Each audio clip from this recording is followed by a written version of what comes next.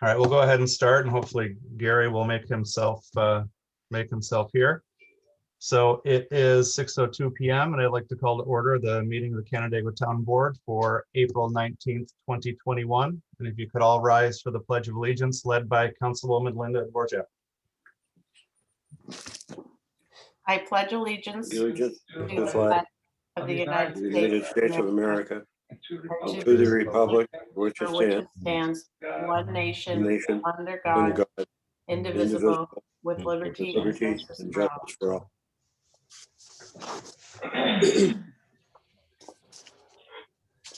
All right. Jean, can you go ahead with a roll call?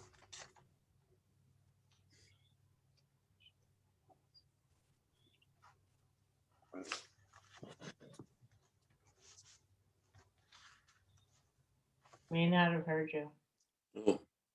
It's not working. Now, oh, it was. Now I hear it. Now you're on. Okay, sorry about that. Thank you so much. Councilman Gary Davis, I just got off the phone with him. He is having trouble with connection, so he's heading here to the town hall. So he should be here more momentarily. Councilwoman Linda Dvorak, Present. Councilman Terry Fennelly, Present. Supervisor Kathy Menacott, I understand is necessarily absent.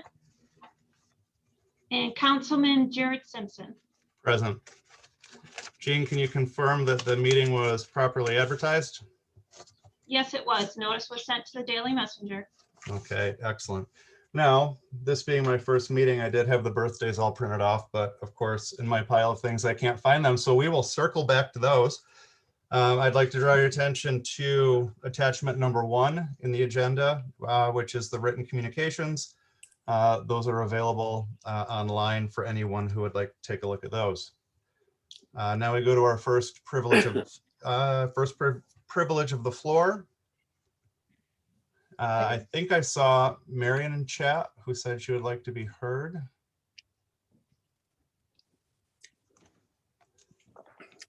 So Marion, you can take a second while you get. Okay, go ahead. There's 2 things I'd like to comment on.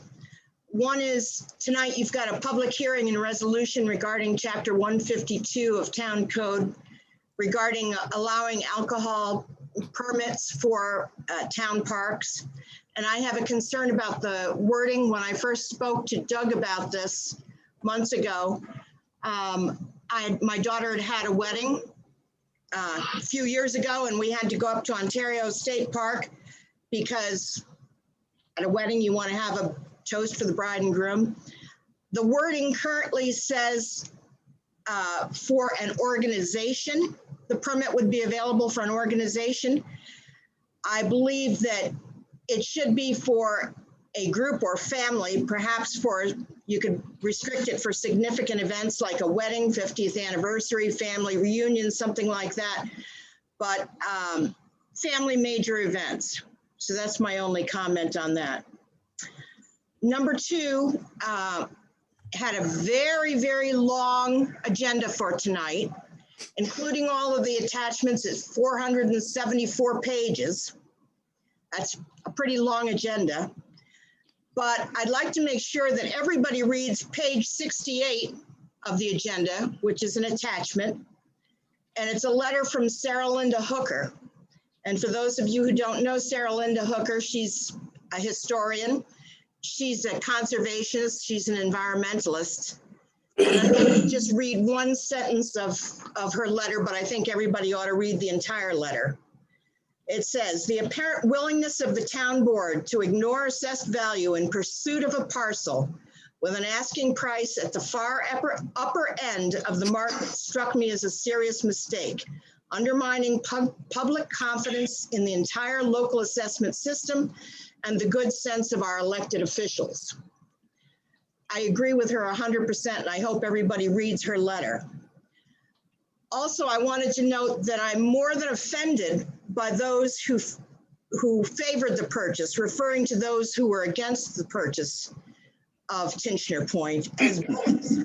The real bullies were the town manager, the town supervisor, and the town board who tried with inept legal advice to circumvent New York State local finance law, New York State election law, and New York State town law to push through a very poor decision to purchase an inappropriate, overpriced parcel of land for a park at the cost that would have been the equivalent of half the town's annual budget. Even though it was going to be financed over 30 years, the dollar amount was the equivalent of half the town's yearly budget.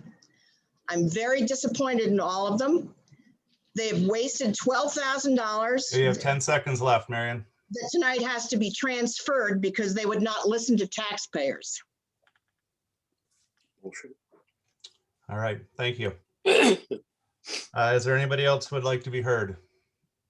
I see Dan O'Brien has his hand up. Okay. Thank you, Linda. Am I unmuted? Oh, looks like I am. Thank you very much, members of the board. It is my understanding, based upon a communication I had earlier today with both the supervisor and the town attorney, that a determination has been made to withdraw resolution 2021-35. And if I'm mistaken about that, I apologize. But I believe that it is the consensus of the town board that a resolution proposing a referendum such as the one that is contained in that resolution would not be proper because it is generic in nature or advisory in nature.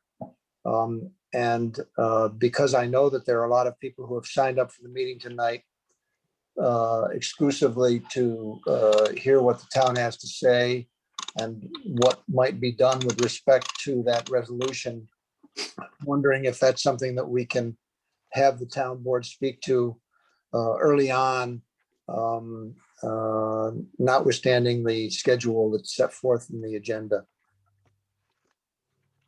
Well, it is being a continued resolution. It is the first item on there. I would anticipate there are others.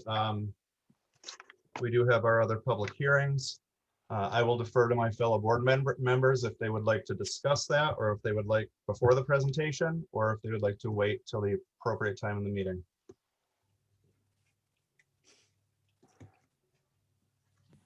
Does anybody have a feeling either way, whether we change that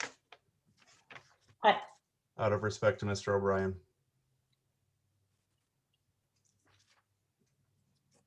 You're muted again, Mr. O'Brien. Greg's got his hand up. He's still, Are you trying to extend the time for Mr. O'Brien? Is he that, still has 50 seconds left. Yeah, I'm not suggesting that I need to shorten this. And if this is the first item on the agenda, that's fine. We can wait. Okay, I was just thinking about the time constraints of everybody else. correct. Oh, it is the first item, so we should be there fairly quickly. Thank you. All right, Linda, you said Greg? I think Greg Westbrook has his hand up. Okay. All right, Greg, give me a second to reset the timer. Is he on mute or still? No, sounds like okay. All right, we can hear you, and go ahead, Greg. Thank you. I would like to talk about resolution number 2021-110, setting a public hearing on a 6-month moratorium of subdivision application in the SCR1 zoning district. I find the following note. I want to get this correct. Resolution has been drafted and requested by Town Councilman Jared Simpson, being presented as submitted without committee review. I find that very disturbing. It is even more disturbing that the town council member Simpson has had no engagement with any of the other town board members on this activity or this proposed resolution. I find that their claim in the resolution under the 7th or 8th whereas around, it's almost silly, to be honest with you, claiming that this, I'm gonna read it word for word.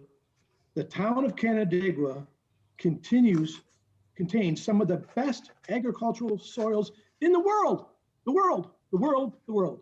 Now I get to say wow to that because it's a wow statement, the world. And the liberties taken by Councilman Simpson, especially in whereas 8 and 9, I want to point out what the town has done over the last 10 years. They've secured over 2,500 acres of farmland through PDRs and other techniques. We have an additional 500 acres coming in the next year and another additional 5 acres. So that by the end of 2022, there will be over 3,500 acres of farmland. So don't accuse anyone of not seriously addressing this issue as it relates to farmland and the regulations and the determination by the prior boards to be respectful to the agricultural industry. I won't sit back and listen to that anymore. My final comment is around the note that Mr. Finch, the town manager, I'm shocked to see this one. I am requesting a strategic planning session with the town board and possibly with the CIC and others if so desired. Strategic planning is a tool that is great for allowing us to focus on common goals to accomplish together rather than everyone going in different directions. It's very apparent to everyone that the town is going in different directions. And I would like some town board member to please answer. They didn't do it tonight. I'd like to know when the last group meeting of multiple boards and the town board occurred in the town of Canandaigua. Thank you for your time. All right, thank you, Greg. All right, Terrence Robinson, I believe you are next.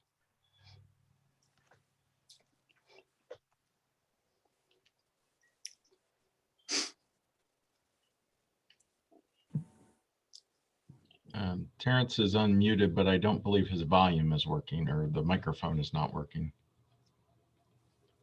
All right, I apologize. Is that there we better? go. Yes, that's better. Thank you. All right, go ahead. You can start. I'm here tonight to speak in favor of Resolution 2021-110.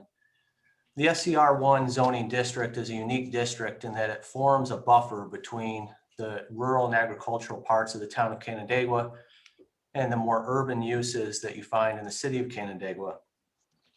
There's been a significant development pressure in the zoning district recently. And I think that this resolution is good in that it gives the town board an opportunity to more thoughtfully consider whether or not the regulations that put in place are in line with the stated purposes of the zoning district, which is to, quote, maintain an open rural character, protect viable agricultural soils and areas, and conserve natural resources and lake views. The two projects that have been proposed in this zoning district on the northern end near Route 21 and the Paris Street extension would take out a significant portion of agricultural lands in that area. It would significantly change the character of the neighborhood, and it would impact the scenic vista on the hill that is to the south of Paris Street extension. So I'm in favor and support of this moratorium. I want to make it known that I'm speaking tonight in my individual capacity. I am not speaking in any other capacity. I have circulated a letter to neighbors in the area. I don't reside in that district. I reside on the more northern end of town, but I own property in that zoning district, an agricultural property. And I think there's significant support for this moratorium. So I would strongly encourage the board to consider it. Thank you. All right, thank you, Terrence. All right, Jen Schneider, I believe you are next. Oh, there you go. Okay, I think I'm unmuted. And tonight, I am speaking for both myself and my husband, Tim Schneider. He lost the coin flip for taking the kids to cheer practice, and he couldn't be in two places at once. I would also like to note that I appreciate the opportunity to talk to the board about the 2021-110. Tim and I sent a letter earlier to the board members outlining the reasons why we absolutely support this particular resolution and the moratorium. Primarily, this is to give the neighbors and the community the appropriate avenue to have further input into the development of our neighborhood. We are terribly concerned about the pace of development. We appreciate the presentation done by Jeff Morrell and his commitment to trying to protect our home at 5266 Harris Street Extension, the Stone House. But we have no guarantees that development would honor this property in the same way. In fact, in a personal conversation that I had recently with the owner of the properties that are in question on Paris Street Extension, he suggested that there is additional development in queue for this area.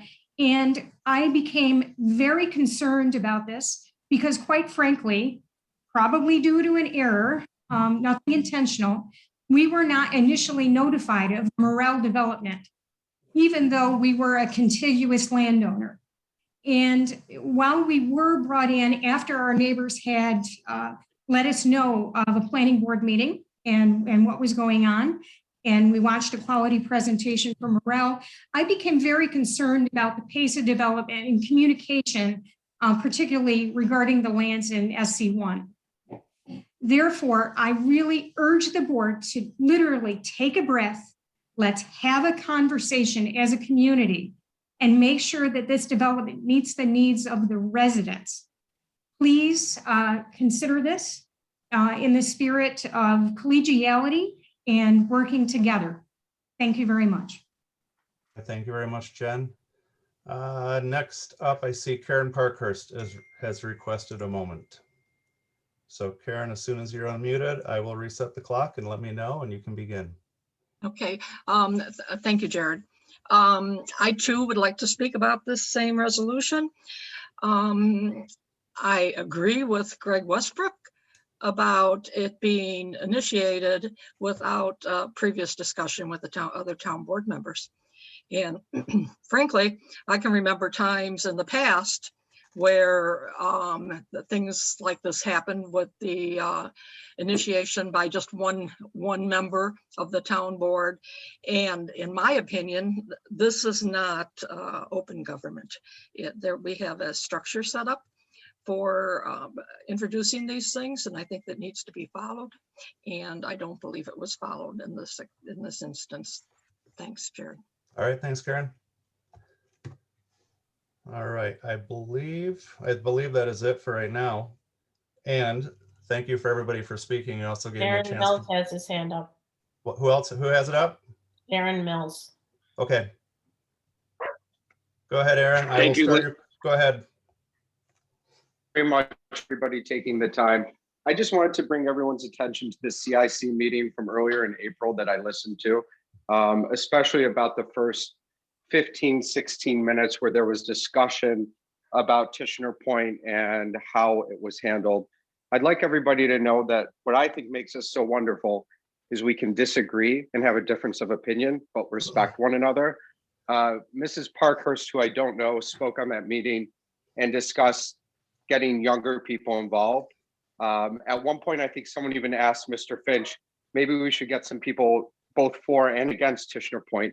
Let's get them involved in the town and discussing things back and forth.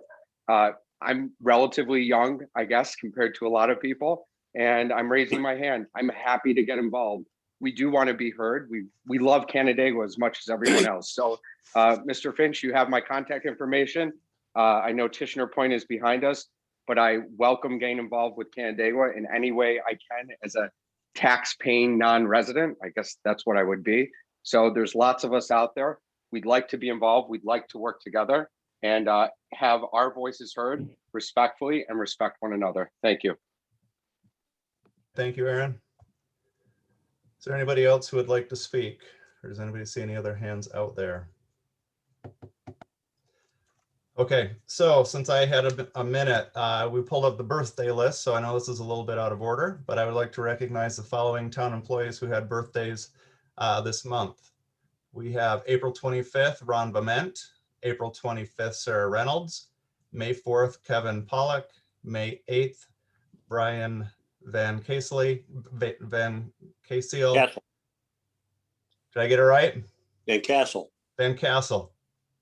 And May 9th, John Guerreri, and May 14th, Jim Burke. So happy birthday to all those town employees.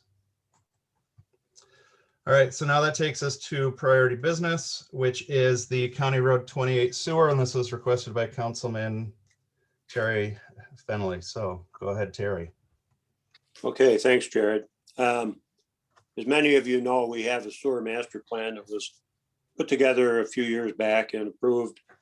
We have 3 areas that were indicated to be of priority importance. The first being the hamlet of Cheshire. The second was Grandview Park area. Number 3 was County Road 28. For various reasons, they rose to the top of the pile for consideration for sewer. Cheshire and Grandview Park area were reviewed.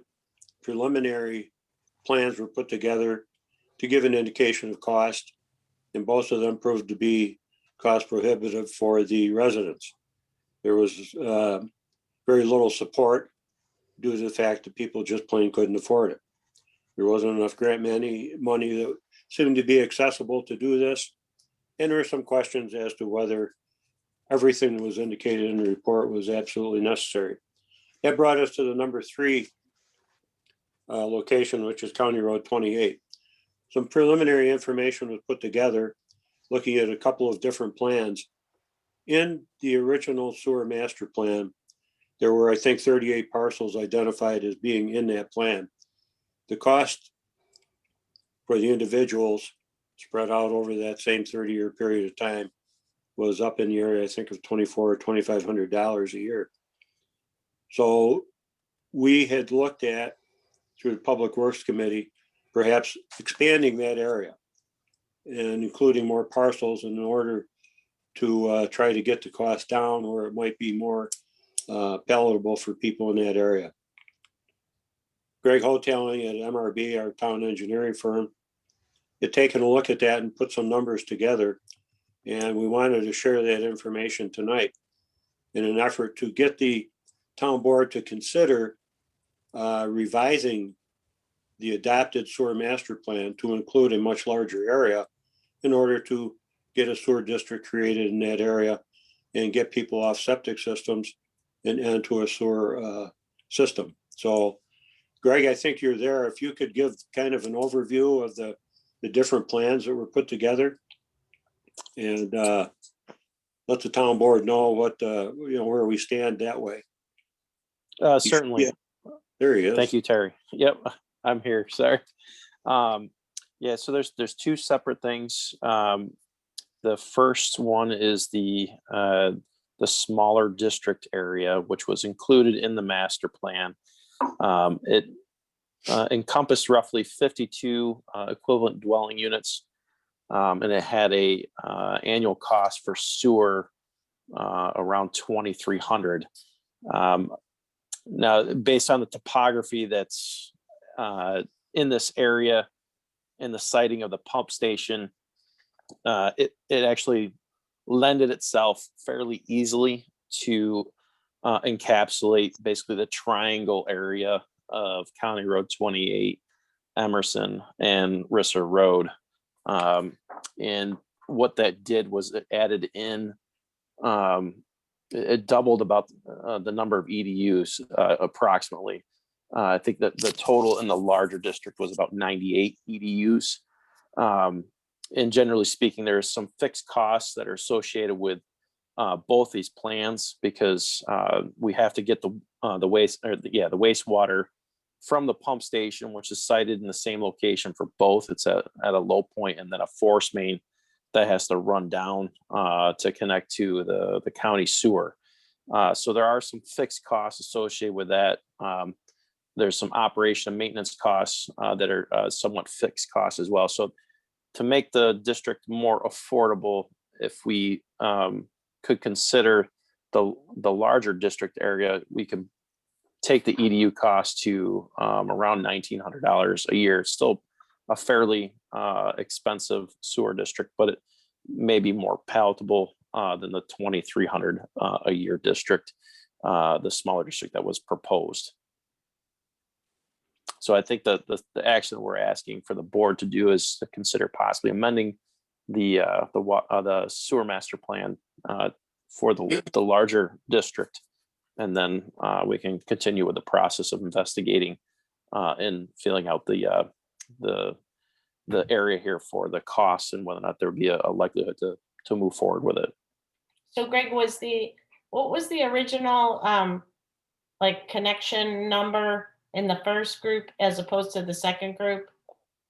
Yeah, So the the first time we did it, it was what, smaller 9? district had Yeah. 52 equivalent dwelling units, and the expanded district has 98. Okay, so almost a doubling. Yeah. And a lot, and these are EDU costs, or EDUs that we're talking about, Linda. So it's an equivalent dwelling unit. There are some multifamily, two-family residences in here that, it might be one structure, but there's 3 EDUs in certain locations and a couple EDUs and a couple others. So that's why it's, we talk about 38 parcels, but there's 52 EDUs. And have we done any canvassing of the bigger group to find out how they feel about it? No, I think that it was the opinion of the planning committee or public works committee was to basically bring it to the board and get the board's blessing to move forward with sending something out to the residents instead of, maybe getting people's hopes up. Well, we also wanted to bring to the board the question of going back to the sewer master plan and modifying that plan, because it was an adopted plan by the town. So we would like to amend that plan. And this is really, I guess, so to speak, taking the temperature of the board to see, if that's something that we want to pursue. I think the next step would be to modify the plan and then go out to the people. And because without that modification, we really can't. Well, I support the modification of the plan because I think the worst thing we could do is stick with the plan that we know is not the best plan. Okay. Especially with this, I mean, taking the number overall cost being down, and as that area grows, that's going to be definitely a benefit along that whole corridor. So do you need, Gary, did you want to Weigh in? Gary, did you have any thoughts? Yes, I served on the sewer master plan. And the reason that we took it up to Risser Road to begin with is we're keeping it away from the farmland that is on the north side of Emerson Road. So is your point that bringing it up there is dangerous to the farmland? I would say it would be, yes. Because of increased developmental pressure? So This with plan, that- but oh, go ahead, Terry.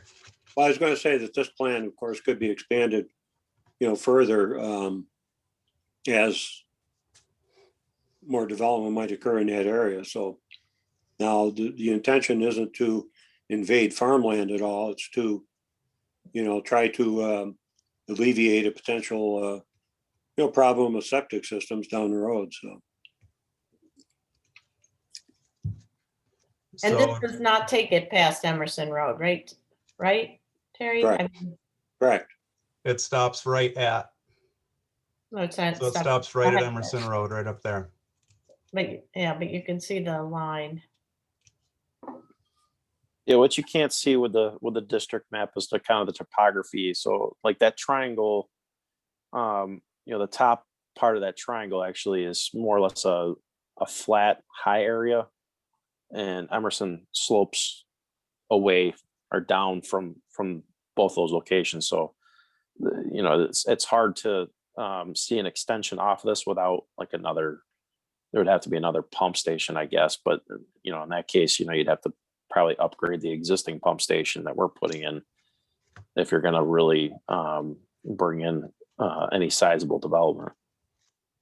I Well, still feel the same way about if we have a plan that we believe we need to update, I believe it's our job to update it and to bring that proposal back to the board, kind of the way Terry is doing here, and make sure that we're thinking through things. We should never stick to a plan that was created just because it was the best plan at the time.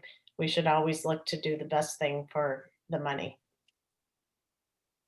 And just because we look at it doesn't mean we're locked into doing it either. Correct. When we add it, we update it. So that gives us the option to provide that for the residents in that extended district. So do you want, do you Well, I have enough guess what we could information? Do you do- want a motion? Well, yeah, well, it sounds like everybody is generally in favor of pursuing, modification to the plan. So I don't know if that's necessary, Jared, but so what we could do is come back with some modification to the master plan at our next meeting. All right, sounds good. Great. All right, thanks, Okay. Terry. Thank you. All right, we now have a presentation. This is a request about the purchase of 4025 Middle Cheshire Road. And we have a presentation from Robin Evans, which is attachment number 4 in the agenda.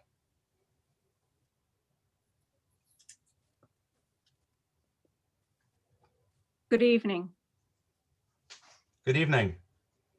Thank you for the opportunity to discuss the preservation of open space regarding a property currently for sale in the Canandaigua Lake watershed. I am part of a small grassroots effort trying to protect one of the few large parcels of open space remaining in the southern corridor, an area of intense development pressure. The parcel is located at 4025 Middle Cheshire Road. The almost 144 acres is comprised of 46% hardwood forest, 29% field, and 25% active agricultural land. There is 6 acres of federal wetlands on the parcel. We are asking the town of Canandaigua to explore options to protect this property from development. This may include the purchase of this property with the goal of keeping it undeveloped, but allowing access as a nature preserve or park for passive recreation. There are many reasons that this parcel should be ranked highly for protection. First of all, it is 100% within the Canandaigua Lake watershed with direct drainage to the lake. This is a category that is not specifically addressed in the parcel ranking calculations for the map of lands of conservation value, which is used to rank a parcel for protection. Properties within the watershed should be more valuable from a conservation standpoint than those outside the watershed. The primary importance in protecting the lake is as a source of drinking water for over 70,000 residents. What we know is that what happens on the land within the watershed doesn't necessarily stay on the land, but might very well end up in the lake. We have witnessed this numerous times when rainstorms carry mud and excessive nutrients, especially phosphorus, into the lake, which can promote algal growth. The woods and wetlands on the property provide excellent protection from stormwater runoff, which could degrade and threaten the water quality of the lake. The property adjoins the Weifels Farm, which is in a PDR program. Together, these parcels could result in the protection of almost 280 acres from development. An amount of land this large will help to preserve the rural character in this area, which is so valued by the Canandaigua community, as evidenced by numerous town surveys. In a 2006 report prioritizing farmland, the town's environmental commission members hoped the Weifels Farm PDR, quote, would not only create an open space vista that would break up the monotony of subdivision sprawl, but also would provide a blocking action to future development along Middle Cheshire Road, unquote. They also suggested the town take a longer term view and consider an option for a park in the future. The town invested time and money in the Weifels PDR, which was finally realized in 2012. By not protecting this adjacent property, there is a risk of not fulfilling the hopes of the investment made by the town in purchasing the development rights on the Weifels farm. There is no reason the 35 acres of active farmland within this parcel could not continue to be farmed, as it is currently being farmed by non-owners. An arrangement could be worked out for it to continue in active agriculture. This would preserve the section of property identified as prime farmland in the agricultural enhancement plan for its best use within a designated strategic farmland protection area. The diverse habitat on 4025 Middle Cheshire Road is home to a variety of wildlife. Many birds, including the endangered short-eared owl and threatened northern harrier, deer, wild turkeys, foxes, and coyotes abound. There are 43 acres on the property that are visible when viewed from the lake. There are scenic views on the property, and it can also be seen from high points in the area. Scenic views are what add to the natural beauty of our area, which is why so many choose to live in Canandaigua, based on the 2019 Comprehensive Plan Survey results.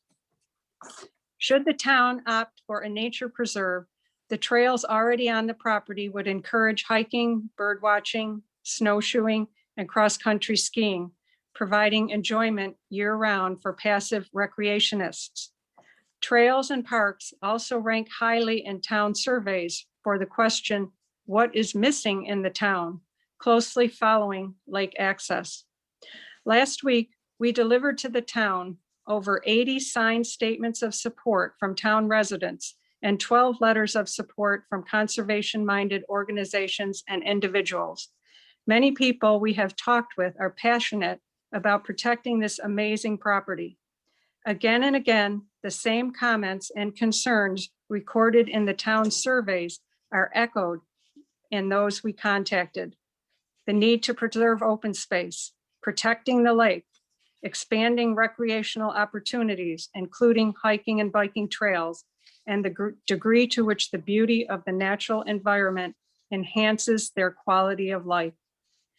When the opportunity arises to protect our lake through the preservation of large parcels of open space in the watershed, especially those containing significant wooded areas, we can't afford not to act. We hope the town will act on this rare opportunity for the enjoyment of the current residents and for future generations. Thank you for allowing me to make this presentation. All right, thank you very much, Robin. Is there any discussion from the board? Any questions or comments? Not at this time. For me, anyway. Okay. I was kind of, I wasn't aware this effort was going on. So until just recently, last week. So I lived out here for since 1984. So I've seen a lot of changes along Middle Cheshire Road over that period of time. Subdivisions created and, you know, people moving into those subdivisions that, you know, I think some of the old timers that are out here when I moved out here didn't like the idea of the subdivisions being built. So, you know, there's all kinds of feelings on either side. So I need to learn more about it myself. So. And I would add on a personal note, I think it's a great opportunity for us to preserve a very large amount of land. And the fact that it connects to the existing PDR and it continues that ridge could be a great asset for current residents and years into the future. So I thank you for your efforts with that, and I look forward to discussing it more. Linda or Jean, do you have any? Sorry, I'm looking at Gary and I'm saying Jean. Linda or Gary, do you have any comments? I thought it would be a good thing for our Parks Committee to take under discussion. And then I think it would be also helpful to figure out a way to pay for part of it. It seems like right now it's priced above the assessment, although I thought that it just recently went down even lower than the 1.4. It did. It did. Yeah, so 1.15. yeah, so it's going in the right direction. it's an interesting parcel that doesn't seem to have a lot of use other than maybe for parkland.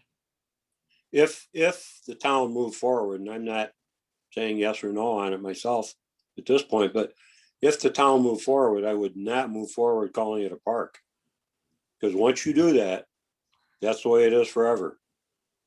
So I would caution this board to, if we want to move forward and purchase the property, let's just purchase it as open space. Mhm. Then decide what to do with it. That's a good point, Yeah, Jerry. good point. The only thing I'd like to say, Jared, is that, I'd like to have more time to find, because I just found out about it very recently also. All right, so that's something we can put on for future discussions and see what our options are. And definitely as the community support grows, even with financing and funding and other, as Robin mentioned in her presentation, 2 other partners who might be involved as well, to see what options are out there to get the most for our expenditures. All right, so thank you very much again. Okay, now we have several public hearings. The first public hearing is on the proposed consolidation of the Kramer Road Water District, a debt-free district, into the Canandaigua Consolidated Water District. Can I have a motion to open the public hearing? Move. Second. Any discussion? Good idea. Yeah, Yeah. Is there anybody here tonight who would like to be heard during this section? I lost my chat. I don't see it.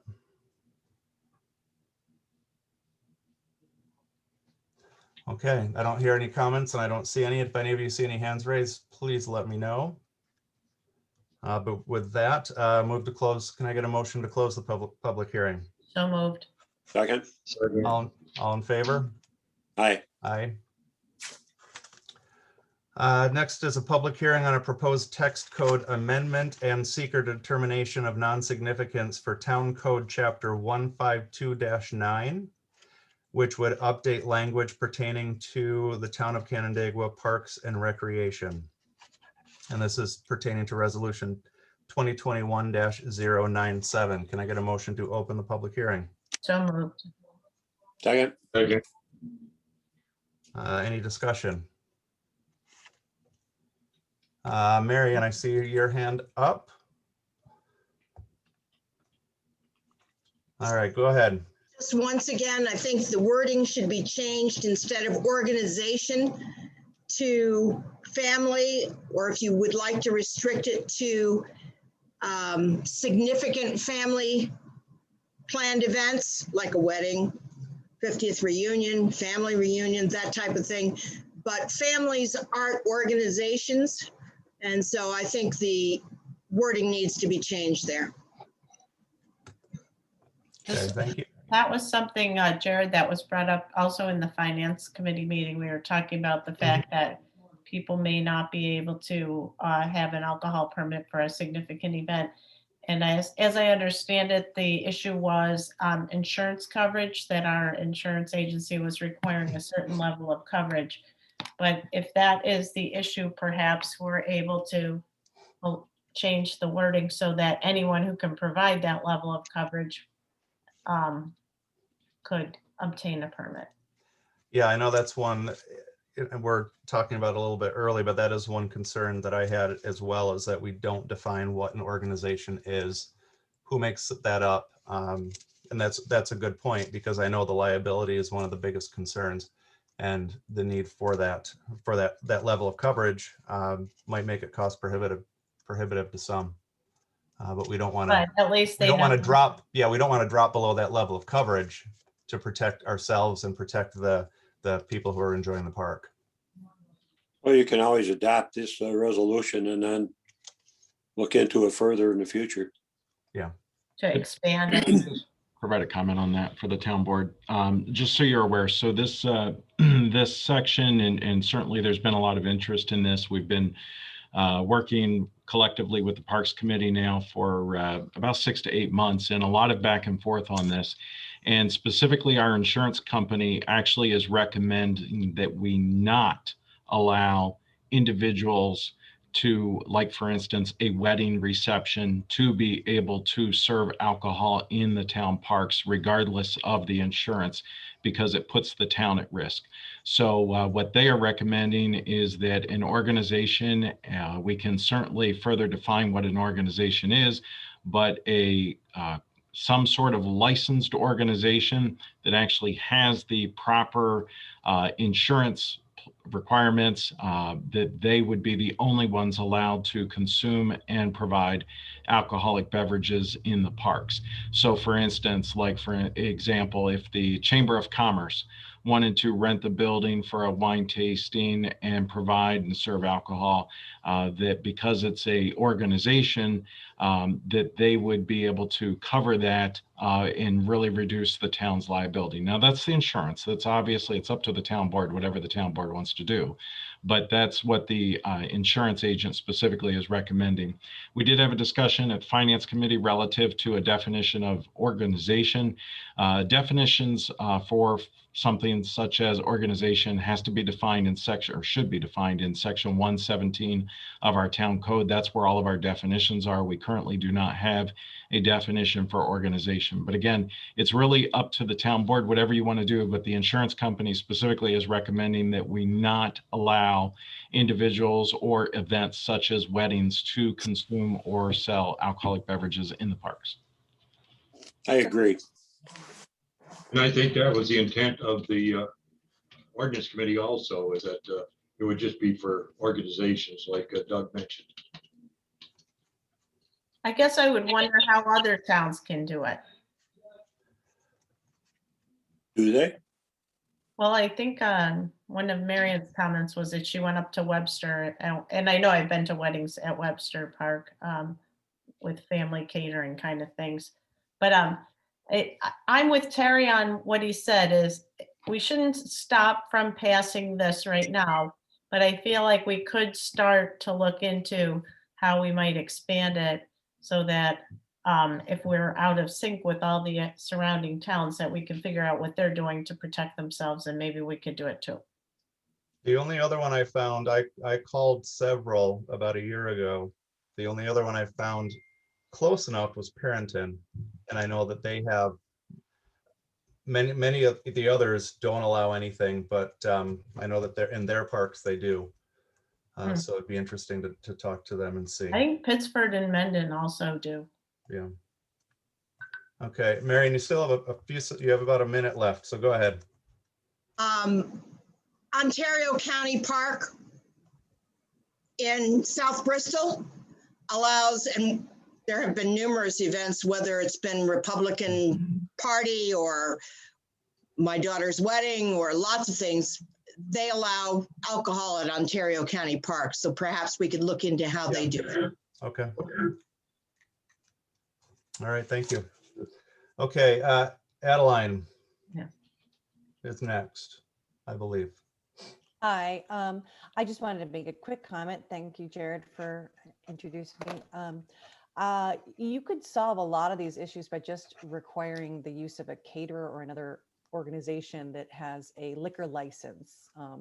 Liquor license companies most wineries will have trained tasters and things like that that have been trained in tips training, et cetera.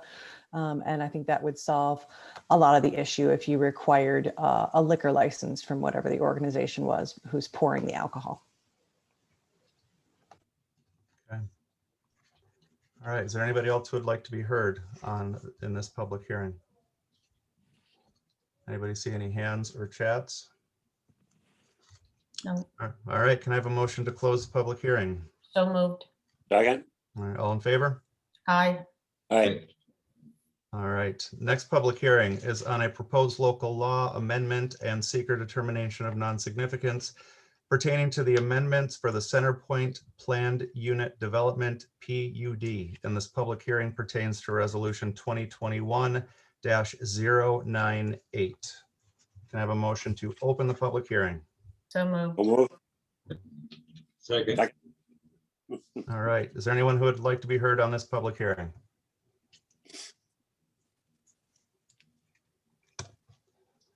I do not see anyone. Does anybody see? I don't see hands raised. All right, can I have a motion to close the public hearing? Move. Second. All in favor? Aye. Aye.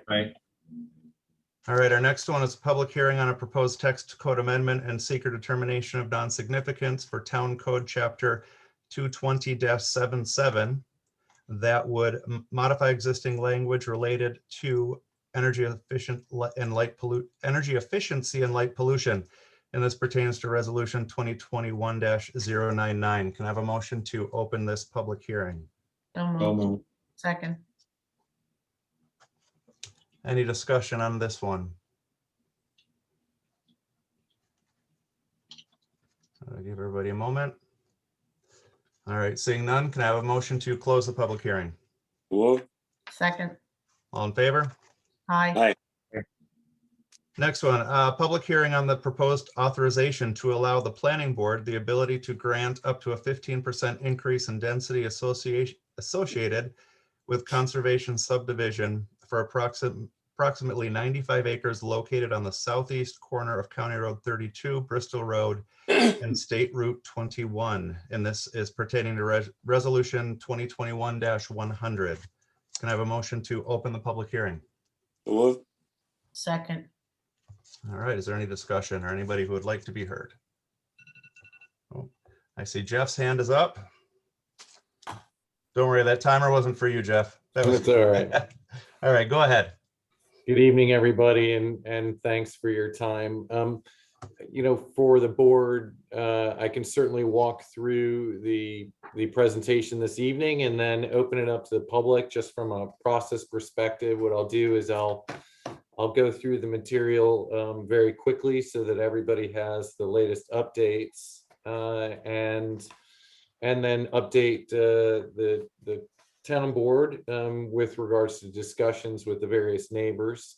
It's been a great process so far. And then as the public speaks, I'll just write their questions down, and then I'll come back in at the very end to try and address any of those questions for the public's benefit or for the board's benefit.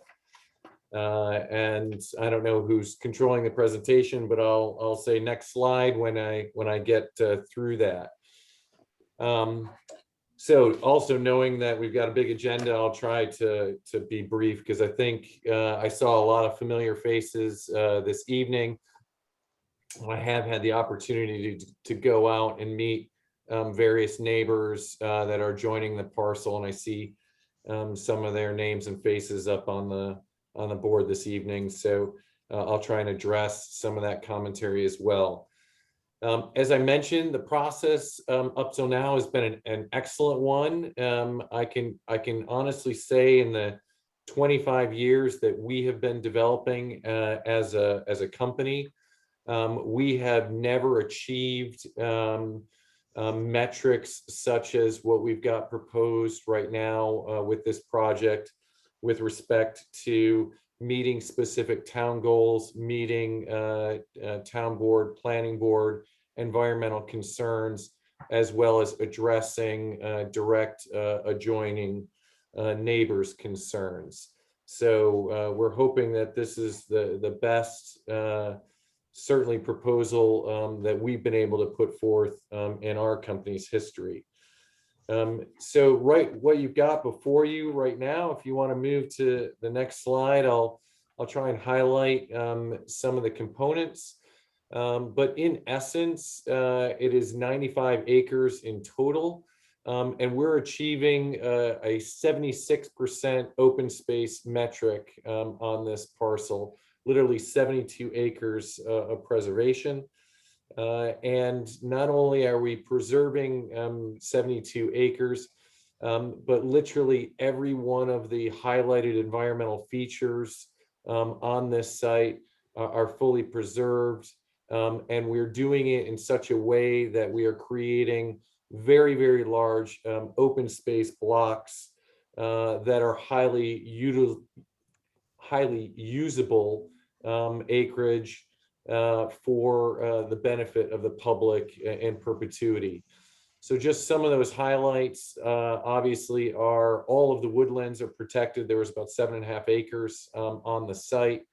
We were able to reduce the impervious surface area because of the conservation subdivision design approach. The wetlands, stream corridors, and the original farm pond are all preserved. All the steep slopes are preserved. And none of the ridge lines or view sheds are impacted. And the rural character from a corridor protection is also preserved. If you look at our frontage development, it is at an absolute minimum. You are protecting all of that frontage development, both on the Wilkins parcel as well as you head south on Route 21, so that you are not opening up or severing that open space with frontage lot development. So we've been able to achieve a lot of those metrics. And I think if you look at the next slide, if I move on to that, this just highlights the overall open space on the parcel itself. It is, as I mentioned, a huge open space protection plan, but also the mix of the type of product offering that we're doing and the layout and design has been able to afford us this type of character in the project. And I want to bring this to the board's attention because obviously you've got proposals that you just saw on Middle Cheshire Road with regards to the town trying to acquire open space and preserve that rural character. The total benefit of this type of project is that we're basically handing over land that's north of $750,000 to the direct benefit of the town at no cost to the town. And we're doing this in a way that also creates a public process and extension of Miller Park, which is another direct benefit to the town. But more importantly, the long-term maintenance of this is going to be by the HOA.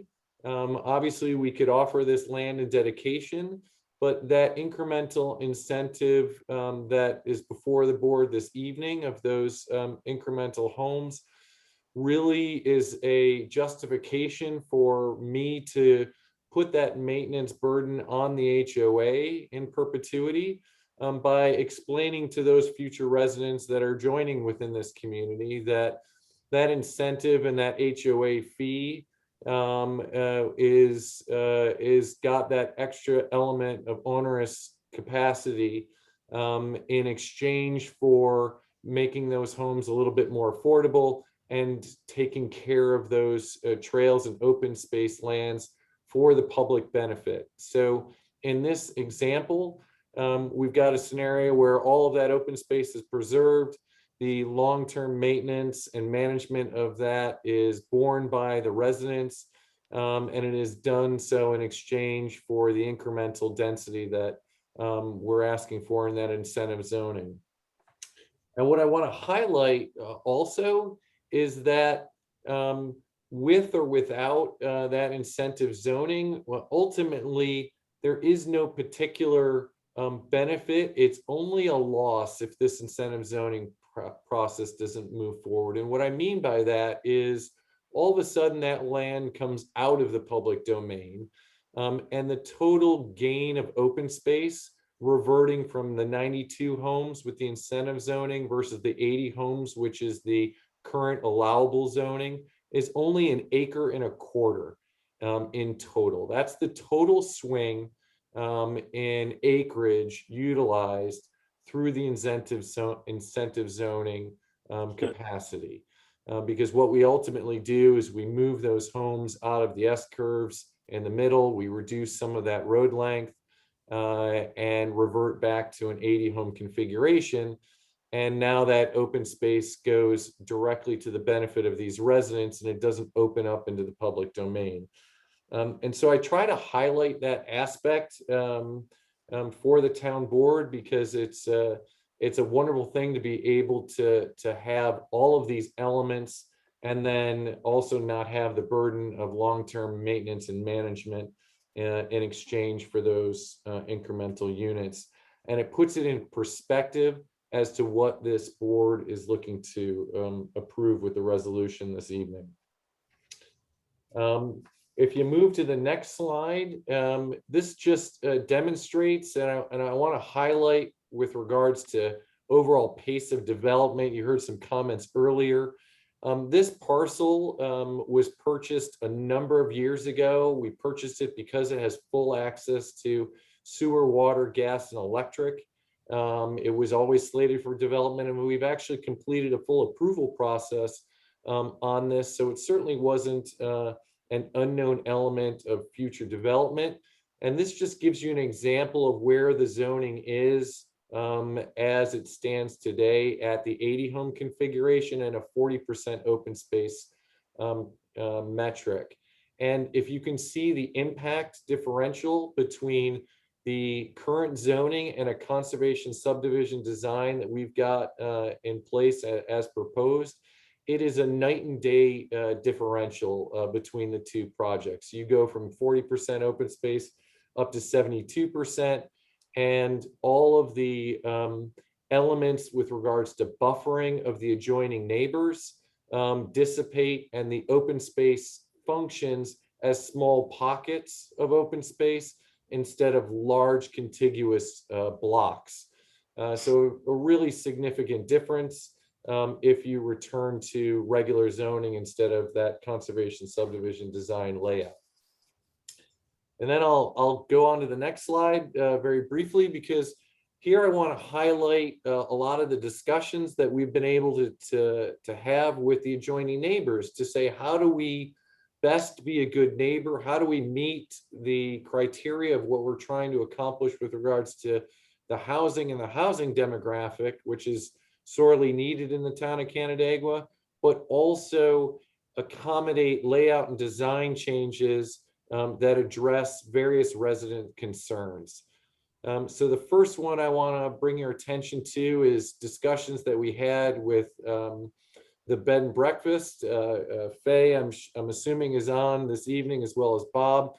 We were able to move the entry home positions along Route 21 right there and completely subordinate the community to not only behind the setback lines of the adjoining homes to the east and to the west of that entry, but actually now over 400 plus feet into the interior of the project there. That's a 400-foot stretch where we can basically put open space on both sides of the entry, subordinate the homes into the back.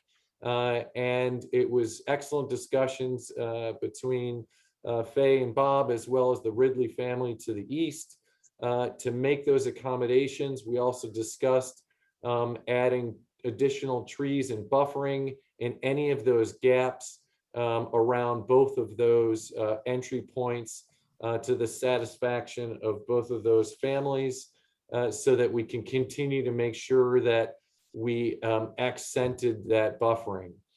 The second adjustment we were able to make was discussion of where do those walking trails go and how do we access the overall public open space from the Route 21.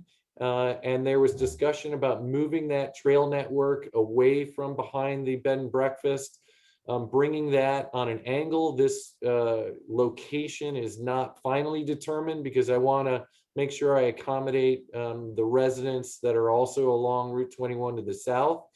But basically bringing that on a southeasterly plane towards where that large open space block is, and then putting in various landscaping along that trail network. And then if any of those residences along Route 21 want to have their own personal connection into that trail network, we can make that accommodation. But I anticipated doing some of that work in the field and working with Parks and Rec and with those individualized neighbors. We do have a sidewalk that traverses our entire project. So we would be bringing that, both that small little parking, if you notice, sorry, just to bring that cursor back up to that parking, we wanted to have parking on both sides of Route 21. We also wanted to make sure that we had a tree buffer around that parking, and then be able to connect in to our project. Sorry, no parking in that area, but off to the, right across from Miller Park, wherever that cursor is shown, you can see like a little parking field there. We wanted to make sure that we accommodated that parking field with a full buffer of pine trees around that, so that those parked cars were not visible to the bed and breakfast. And then also bringing our trail network in and around the farm pond, and then running it north to a termination point where those two ponds are, and circling back, and where we're crossing that road, we could basically connect in with our main sidewalks. And then obviously we can run those trails around the open space and move into continued agricultural areas that maintain that, as you mentioned, there was one other customer that was in the original farmstead, keeping all of that view shed along Parish Street is really important to respect the original farmstead that is sitting immediately to the east of the project. I was able to sit down and talk with Michael Broderick. He sits in a home that's directly across the project to the south, and he's got a beautiful view that points westerly across our parcel, and enjoys the setting sun. And so we were able to add an incremental residential buffering there by moving an entire 2-unit home to the other side of the street and protecting their entire view shed as it points to the setting sun towards the west. There, if you look at the orientation of their home, they're basically got this really pretty setting where they're looking off on their front porch westerly, and we were able to make that additional accommodation. And now on our south end entry, we're running an unloaded road over 550 feet into the community, where we don't have any homes on that streetscape as well. The entire project now gets internalized so that from basically all around this site, we have minimal site visibility, and you're looking across open space swaths of anywhere between 1,000, 1,500, or even 2,000 feet across those bufferings, so that those homes basically disappear into the landscape, and all of that open space gets preserved. And now people can enjoy into the public domain the open space elements that we're bringing to the public through the trail network that we overall designed. So we were excited about that. If you kind of move quickly to the next slide, you know, some of those pictures that you saw in that open space where people were snowshoeing were Lakewood residents. We're no stranger to creating trail networks, and this is examples of the trail networks that we've got in the Lakewood community that we would be constructing and designing on this parcel. And even from a ratio perspective, the ratio on this Miller-Wilkin parcel is much, much higher than what we've got at Lakewood. As I mentioned, we're achieving open space metrics that are in the mid 70s. But these are just giving you some examples of the feature sets and destinations. If you look at Miller Park, that's mostly open field, but this parcel has access to woodlands, pond viewing scapes, and some beautiful meadow area that we can then accentuate with some features, namely boardwalks, or if you look at the next slide, just giving you some examples of both active and passive recreation that we can create in the open space. So we're quite excited to be able to accomplish that as well. I'll just kind of end on what type of project we're looking to design. We wanted the buildings to be much more lower profile in their design and scale. So we are predominantly that 2-unit and or 3-unit building. It's an arts and crafts style, restricted to single story only.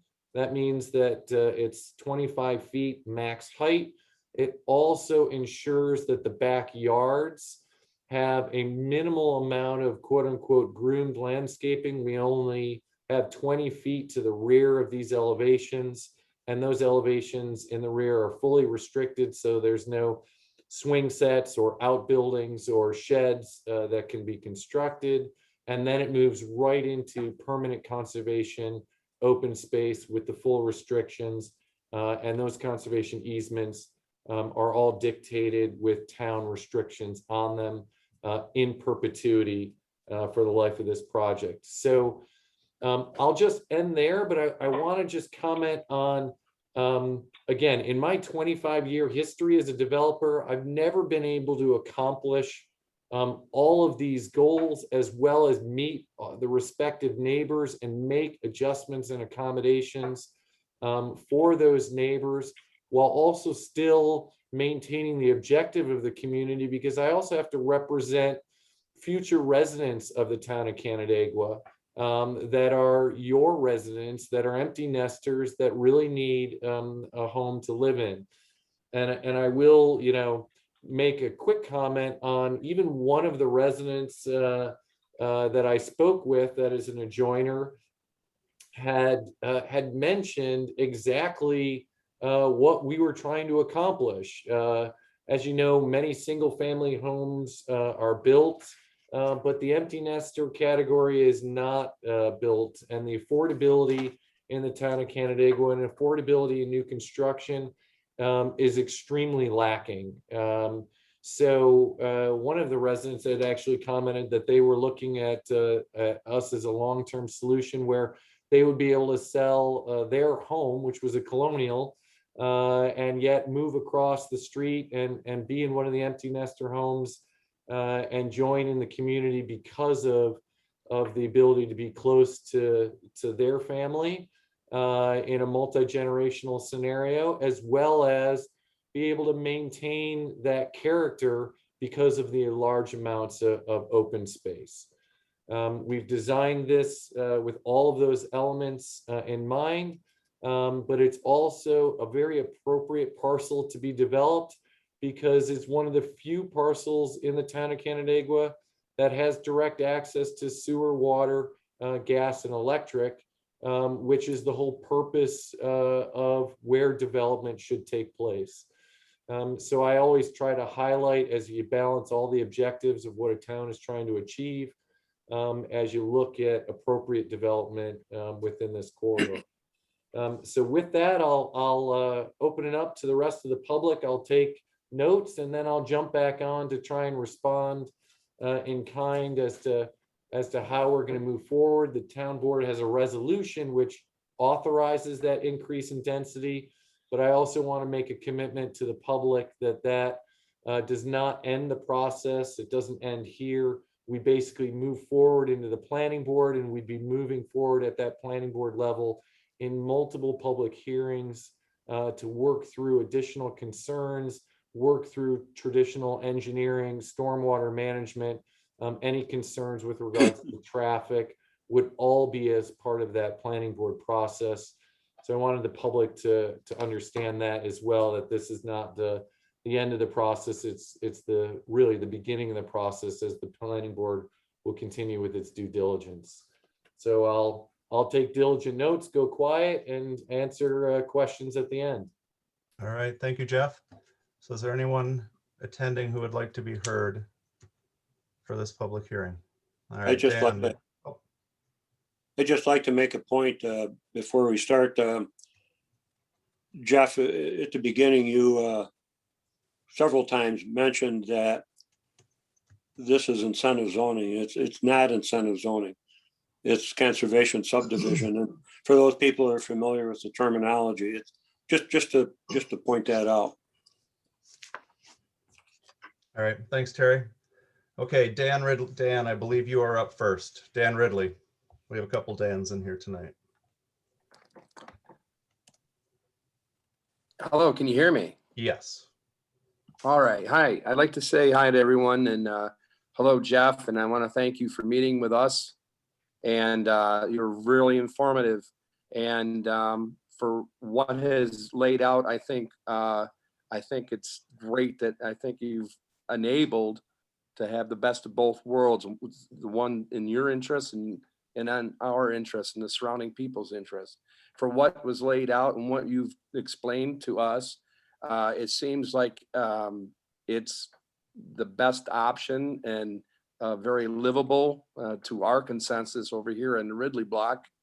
And we've had conversations texting with your follow-up, and you mentioned the berming. So are we still good to go with the berming? And I had a question with the berming and construction. Would the berming be done prior to major construction? Is that an initial construction point that is done after the barn and silos are out, just to protect some kind of noise or whatever from the trucks and stuff like that? I don't know if the berming is done initially, but anyway, I just, again, we want to thank you for talking with us, and the project is okay with us, and just for the most part, if there's any improvements, I'm sure the board will, and you can work together to do that. So with that, I'll shut up. All right. You don't have to shut up, Dan. All right. Thank you. Okay. Is there anyone else? I don't see any in the chat. Terrence Robinson, Adeline has her hand up, 2 people. Okay. I'm not getting the hands up on this thing. Okay. So Terrence, go ahead. Good evening, Jeff. Could you speak to us a little bit about the sanitary sewer expansion? That is a concern for many of those who own property in that neighborhood in the zoning district. Obviously, the Wilkins parcel to the north already has a connection, but you're going to be extending that through that parcel, and then, excuse me, the Miller property has the connection. You're going to extend it into the northern portion of that Wilkins property, and there's concern about it jumping across Pear Street Extension.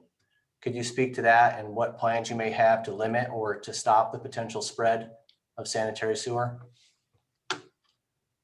Okay. All right. Thanks, Terrence. Okay. Adeline, I believe you are up. Hi, thanks again, Jeff, for your presentation. I just had a couple questions as a 13-year resident of a Morel development that has changed a lot around me in the years that we've lived here. The first question was relating to the roof height. I know you had mentioned 25-foot roof height. I would like to know how that differs from the roof height of a typical single family home, either 1-story or 2-story. And secondly, I was wondering if these were planned to be 1-story homes with 2 stories in the back, like walkout basements, similar to what you have on St. James Parkway at this point, and how that would impact the view shed and the ridge line. And then finally, I know in our development, the HOA has built and laid out the large majority of our trail network that you featured. I was wondering if you were planning on actually building these trails, or if you were planning to have the HOA take responsibility for that in this neighborhood. All right. Thank you. Okay. Anybody else from the public?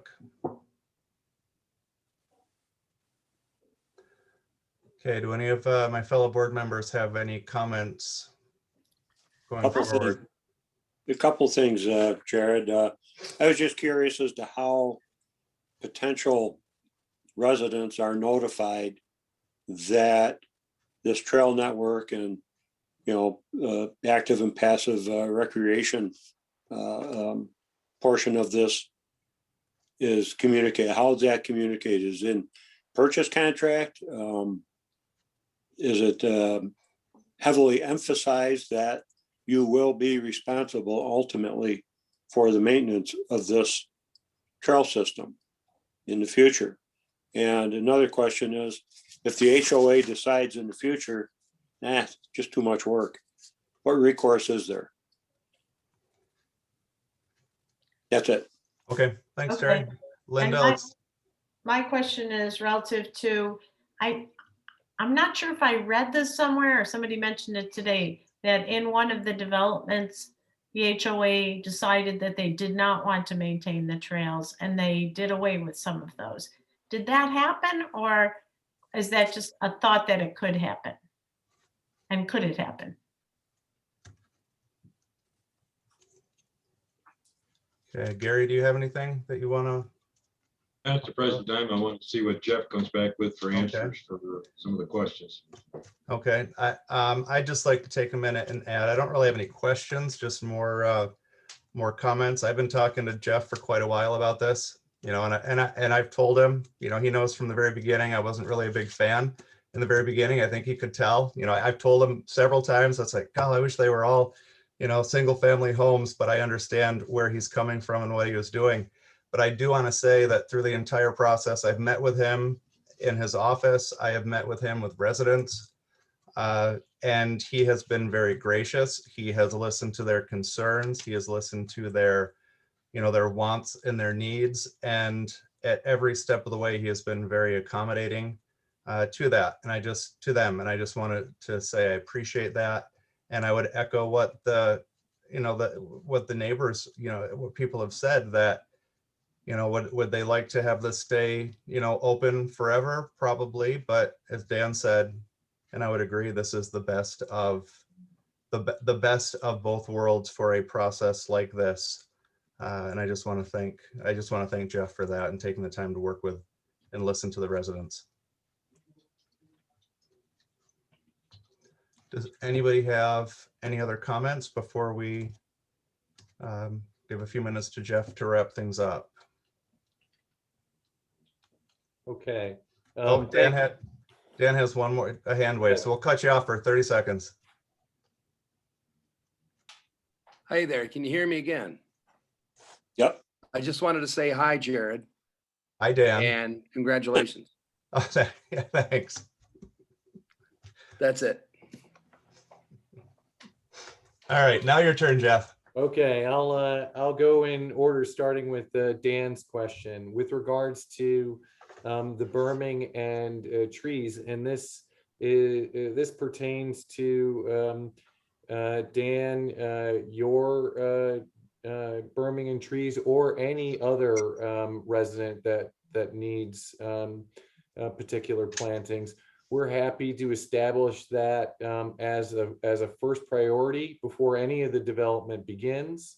And that way we can create an established buffer prior to that construction to address your concerns. What I always do on site maps is we place those berms on the site maps so that it becomes a matter of public record. So the customers feel comfortable that protection is there. But what I do is we then meet out in the field, because making adjustments that are much more germane to that residence by standing there live in the field is more appropriate, because people might want to shift things 20 feet this way or that way, build the berm 3 feet high here, or 2 feet high here, or 5 feet high here. And we can make all of those adjustments to accommodate live time. So I'm happy to do that, and hopefully that addresses your concern. Moving on to the second question from Terrence Robinson. The sanitary sewer, and everybody is always concerned about sanitary sewer and sanitary sewer extensions causing this cascading effect with regards to development. This sanitary sewer location basically comes completely out of the ground, what we say, at the southern end of the parcel. By following our road and our height, that sanitary sewer could not be extended or quote unquote jump the street of Parish to the other side, because it is no longer feasible from a gravity perspective. So hopefully that assists your particular question about creating an enabling element with regards to sewer. The topography on the south end is extraordinarily difficult. It has immediate drops to the east and west, and it is not conducive for any type of extension there. And I know that's a top concern for people with regards to creating development and development patterns. So hopefully that addresses Terrence's concern with regards to county sewer and sewer extension. Adeline, you're no stranger to trails, so I'll start with roof height. A colonial home's roof height is a maximum of 35 feet.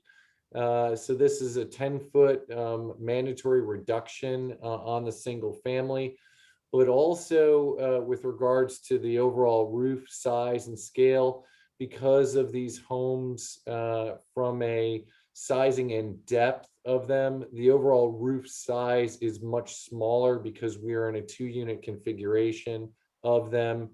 So it's a shallow pitch gable at a maximum of 25 feet. And as I mentioned, there's no colonial structures, nor are there those large lawns that get created with a colonial home design. Those large lawns ultimately lend themselves to a more manicured and less open space configuration. You mentioned ridge lines and ridge line views. There are no quote unquote ridge lines on this parcel. The ridge line is actually off parcel immediately to the south and west of this property. So the way we've designed this community is it's following the low point draw where that stream corridor is, and then we head east and south along the hill, and that parcel follows all of the natural contours of this site, because we didn't want to do significant grading disturbances on this site at all. So we're really working with the topography here and the site balances, and we don't anticipate any significant grading because of the way we've laid this community out. If you look at the acquisition of the Wilkin parcel, we're of the 44 acres on that Wilkin parcel, we're only developing literally less than 5 acres of that. We utilized that Wilkin parcel to create that second point of access and egress that fully distributes the traffic profile of this out to entry and exit positions. It also meets New York State code, which was a code change from the original design, which we were very happy to apply in this instance, because it eliminates our need to come back to Route 21, which would much more greatly impact the bed and breakfast. So we don't need to address that issue as well. The trail network, nobody can beat the Lakewood Trail community, Adeline. They are insane workaholic beasts with their own crew of equipment. And so although I've made various contributions to that trail community pretty much on an annual basis, I think they ask us for funding levels. There have been massive amounts of labor hours headed off by Andy Gajewski and team, but we would be installing all of the trail networks on this project and in the first port of call. And then if trail networks were extended and the HOA wanted to take on those roles and responsibilities, they certainly could, because we like to gain steam. The nice thing about an empty nester community is they are deeply entrenched in Canandaigua. Many of them will be Canandaigua residents. And if there are additional natural features that community wants to take advantage of, we will see those elements grow over time as that empty nester community engages in the open space. So I anticipate our first salvo of trail network and development, but on a long-term basis, I'm sure there'll be more to come. Then on questions of HOA management and maintenance, and this is a really important issue that I want to to give good comfort to the town board, because the town board is ceding that control to the HOA. And although those conservation easements will be in place so that that land is always protected in perpetuity, I want to give the comfort to the board that the filing of an HOA versus what is in Lakewood Meadows. Lakewood Meadows is a de minimis HOA. It's a CPS 6 filing. And what I mean by de minimis is that the HOA is not attached to the resident home other than the open space metrics. In this community, because of a townhome, the HOA is connected to the guts of the townhome structure itself and is inextricably linked to the long-term preservation of both the home, the property of the home, and the trail network and that HOA land. And that filing needs to take place at the state level with the New York State Attorney General's office, and it cannot be undone. You have to do reserves on an annual basis for structure. You have to do reserves on an annual basis for maintenance, and that protects that ongoing element in perpetuity to the town's benefit. So the town has the right prior to that filing to put in all of the restrictions that you want to put in for that open space land, but that filing then becomes a encumbrance on both the home and the land instead of just the land element specifically. And so it's a very different type of HOA filing, and it's got a heck of a lot more teeth to it on a long-term basis, so that the town can feel more comfortable. And so hopefully that addresses those particular questions, and I'm happy to elaborate on any of those for you, but it's a great mechanism, and I think it guarantees what the town is trying to accomplish in the short, medium, and long term for both new residents that are joining here, as well as the general public that will be utilizing this land. All right. Thank you very much, Jeff. And I know that if anyone has any more questions, he is available and, and very responsive to any questions that people might have. Okay, any other comments from the board or? No. Okay. So Jared? What's that? Jared? Yes, sir. I'd like to say that I think it's probably been beneficial for Jeff to meet with the neighbors and, and also have been helpful to the community in trying to meet the needs of as many needs as possible from the neighbors in the area. I was also happy to hear you say that the sewer was not going to be able to probably be extended, that so it wouldn't be taking any more farmland out of production. And other than that, those are the main things that I commend you on meeting with the people in that area. All right, thanks, Gary. And I believe, Terrence, do you have one more comment? Jeff, just a clarifying question. I understand your response about this system not being able to connect by gravity to a system to the south, but can you speak about whether it would be possible for a pump station, if it were to be installed by a developer to the south, to pump up to connect to your system and then have effluent flow out to 21?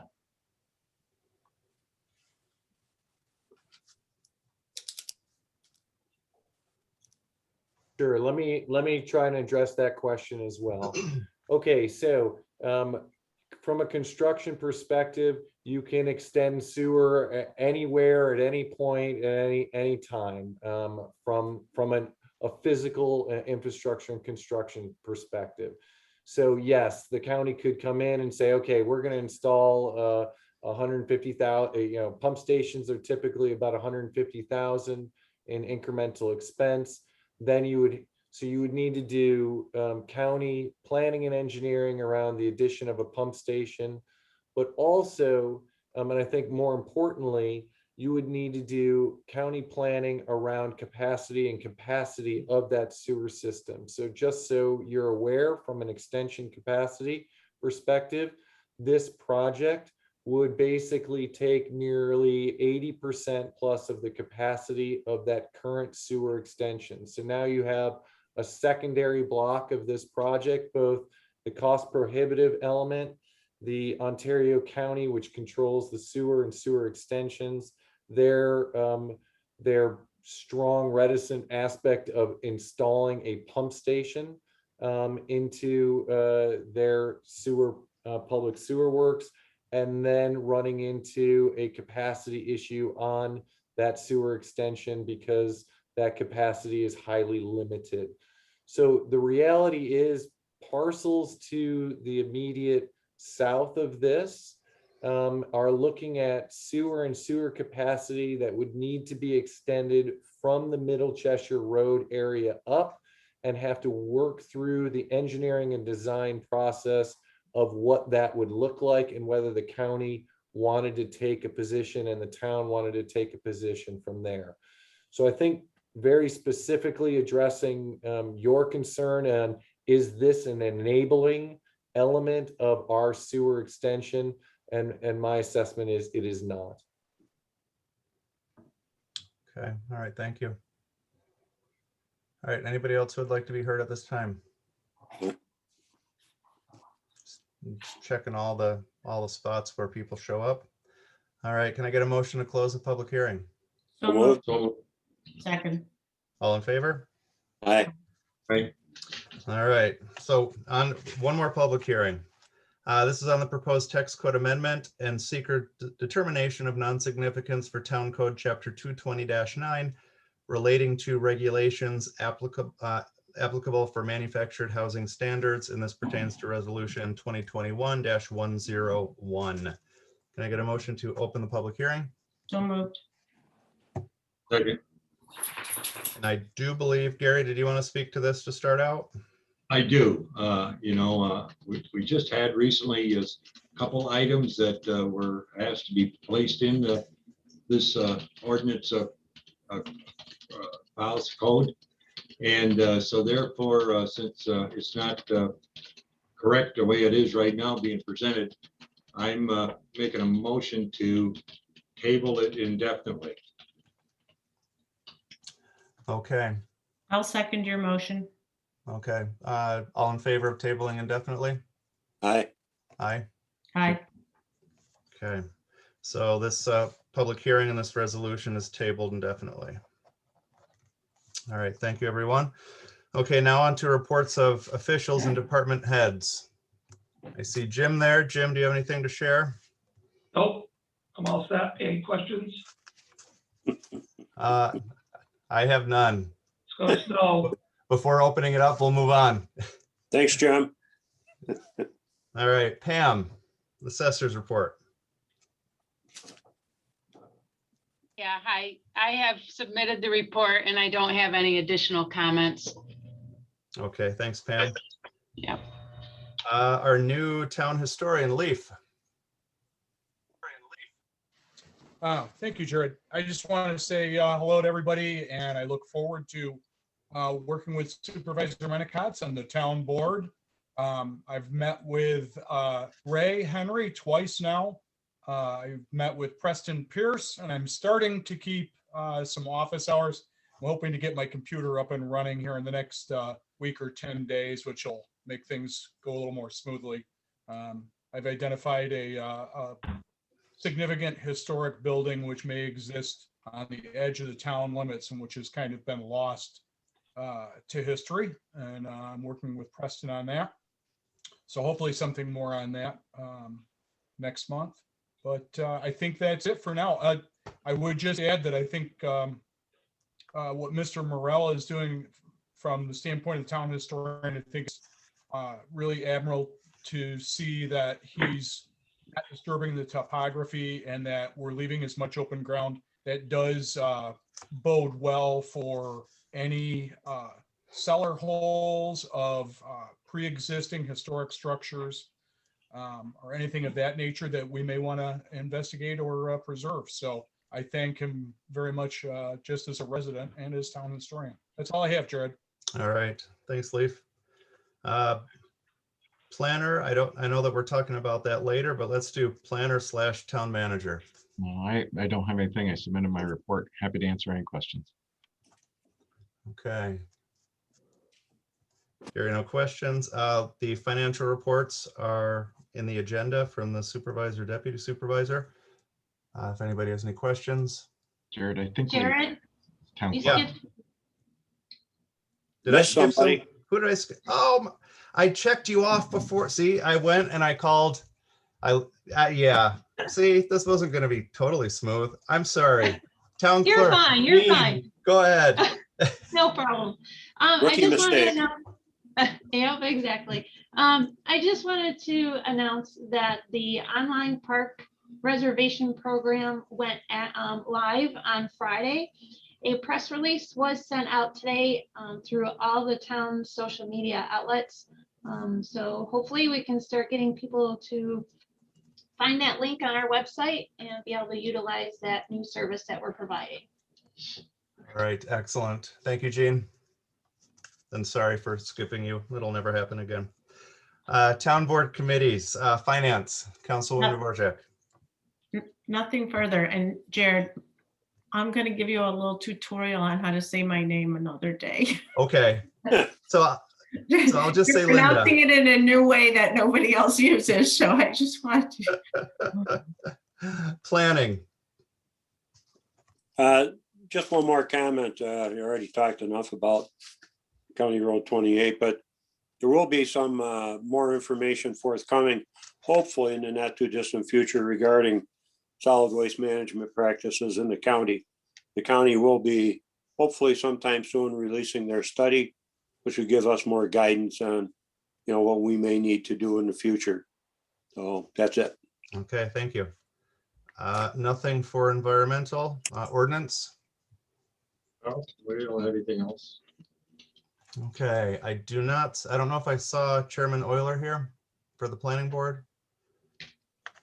ZBA, we do have Chairman Robinson here. Do you have anything for the ZBA? Okay. The ECB, we had a marathon meeting the other night, our last meeting with several requests.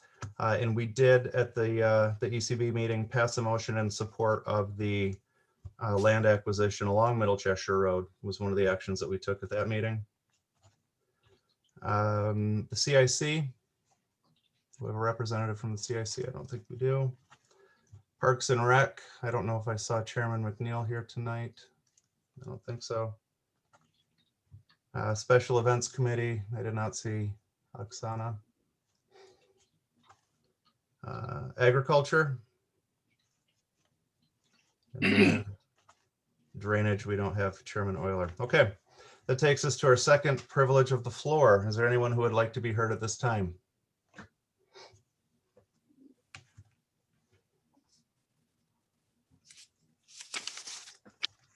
All right, seeing no people would like to speak, we'll move on to resolutions and motions. The first one is a continued resolution. This is resolution number 2021-035, special town election to consider the proposition of whether the town should purchase land on Canandaigua Lake for use as a public park and bond the amount needed to complete such a proposed purchase. I move that we deny this resolution, Jared. I second it. Okay, all in favor of denying this resolution? Aye. Aye. Aye. Any opposed? I don't know. I guess I don't know much about why we're denying it. So unless somebody wanted to explain it, I would have to. So just a couple concerns have arisen as far as how the proposal was written. I know I had spoken to Supervisor Menacotz earlier in the week, and she expressed concern about the fact that technically, according to state law, we cannot have an open resolution like this for an undetermined parcel. It has to be for a specific parcel. So taking that action would actually go against state law in that regard. And I'd also know that I myself in particular was concerned you know, even if it was a legal action to take, the 5-year period is a long time to encumber future boards, future people with having to make that decision. Here we're handing them this decision that we've made and locking them into that. Yeah, that's the principal reason I'm opposed to it, Jared. I don't think that it's legal to do that, to encumber future board members with this kind of resolution. In my opinion, also, anything that may come up in the future should stand on its own merits and be addressed at that point in time. Okay, I'm willing to vote with the majority on that at this point. So did we, see, now I'm forgetting. Did we already vote on that? Yes, we did. Okay, so we voted on canceling that resolution. Okay. Next one, let me get to the right page where I am. Give me 1 second. Okay, resolution 2021-076, acceptance of the monthly financial reports. Moved. Second. All in favor? Aye. Aye. Okay, motion carries. Resolution 2021-077, authorize prior year journal entries for outstanding items resulting from the conversion of financial software. So moved. Second. All in favor? Aye. Resolution 2021-078, authorize the budget transfer for expenses relating to the evaluation of land purchases. So moved. Second. All in favor? Aye.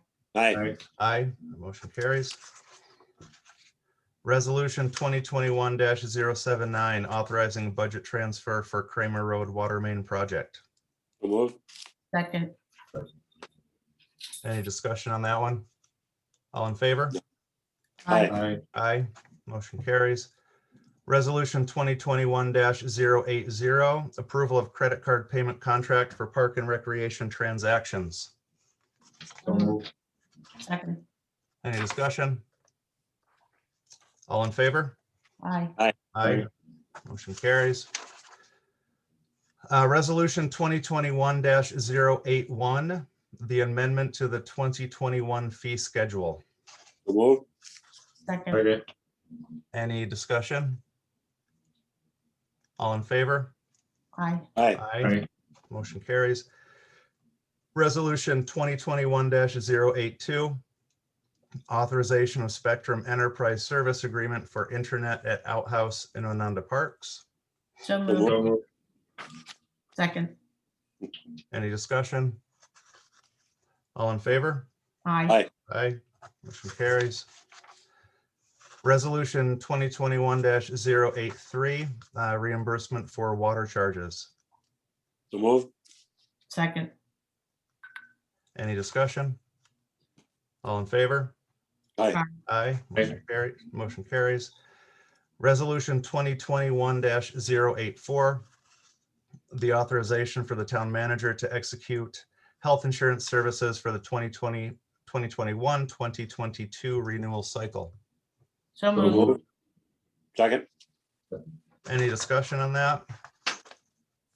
All in favor? Aye. Aye. Aye. Motion carries. Resolution 2021-085, the approval of information technology professional services agreement with Integrated Systems. So moved. Second. Any discussion? All in favor? Aye. Aye. Aye. Motion carries. Resolution 2021-086, the appointment of a town planner. So moved. So moved. Second. Second. Any discussion? Doug, when will Ms. Belshank trying to start as planner? Probably would be around June 1st that she would actually start full-time. She's going to, as she begins a transition, start to hopefully be able to devote some time to it, but officially it would be June 1st before she'll be able to be here full-time. She's not on tonight, so we can welcome her, is she? I didn't see her. Okay. Resolution 2021-087, the request to hire summer staff for parks. Jared, I'm not so sure you voted on that last Did one. we not vote on that? No, because Terry, yeah, he mentioned it. Thank you. All in favor? Aye. Aye. Motion carries. Thank you for that, Doug. Resolution 2021-087, the request to hire summer staff for parks. So move. Second. Any discussion? All in favor? Aye. Aye. Resolution 2021-088, authorized budget transfer for waste and recycling capital expenses. So So move. moved. Second. Any discussion? All in favor? Aye. Aye. Aye. Okay, motion carries. Resolution 2021-089, authorization for town manager to create and appoint senior clerk civil service positions. So move. Second. Second. Any discussion? All in favor? Aye. Aye. Aye. Aye.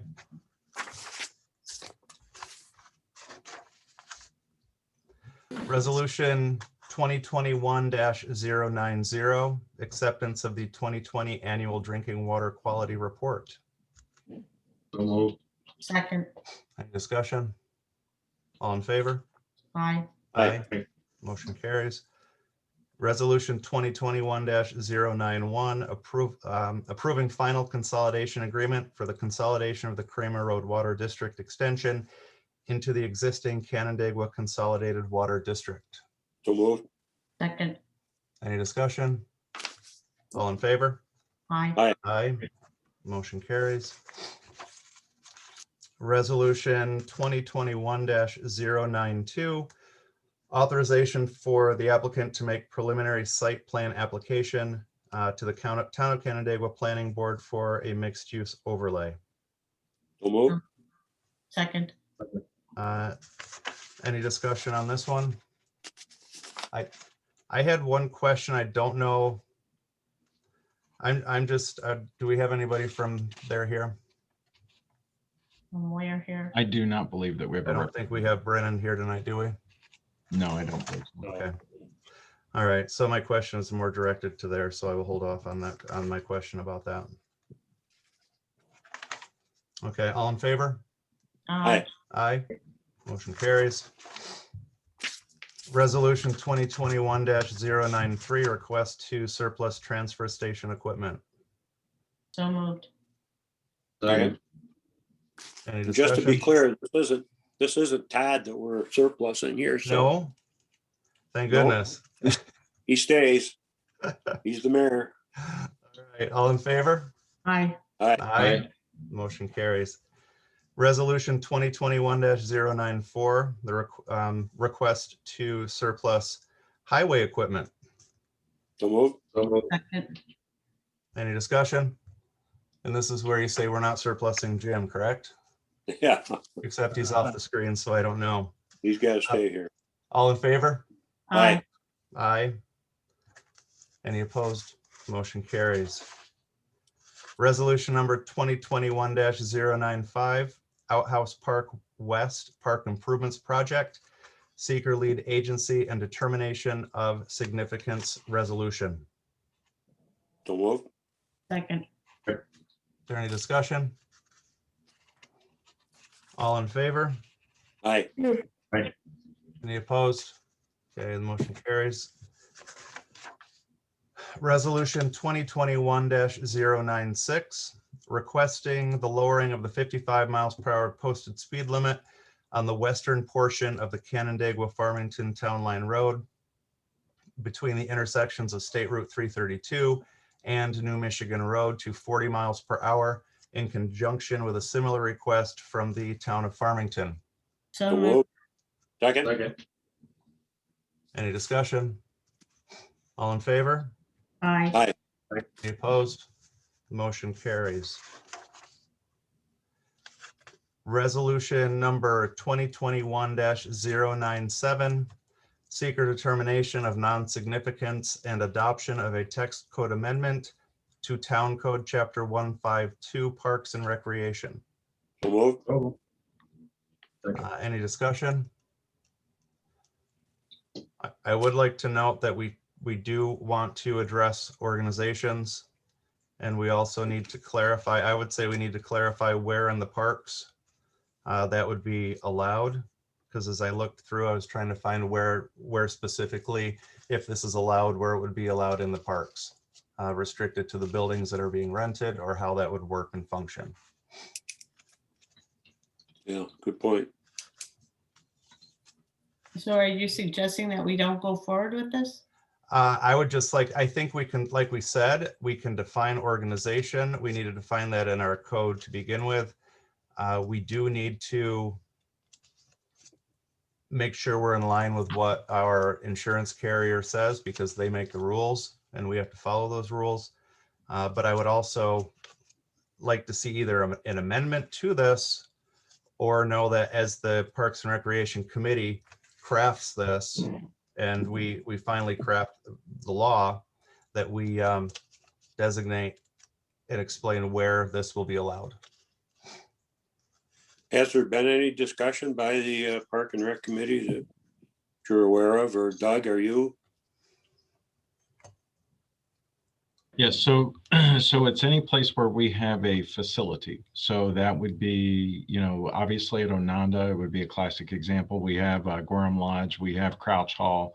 There's also pavilions, obviously. So you have to do a reservation for any of our facilities. And so the discussion and the discussion that I can tell you that has taken place with the insurance company is relative to the reservation of one of those facilities, and also an additional permit to get the facility alcohol beverage control permit. But you could not get the facility alcohol beverage control permit without renting and reserving one of those facilities.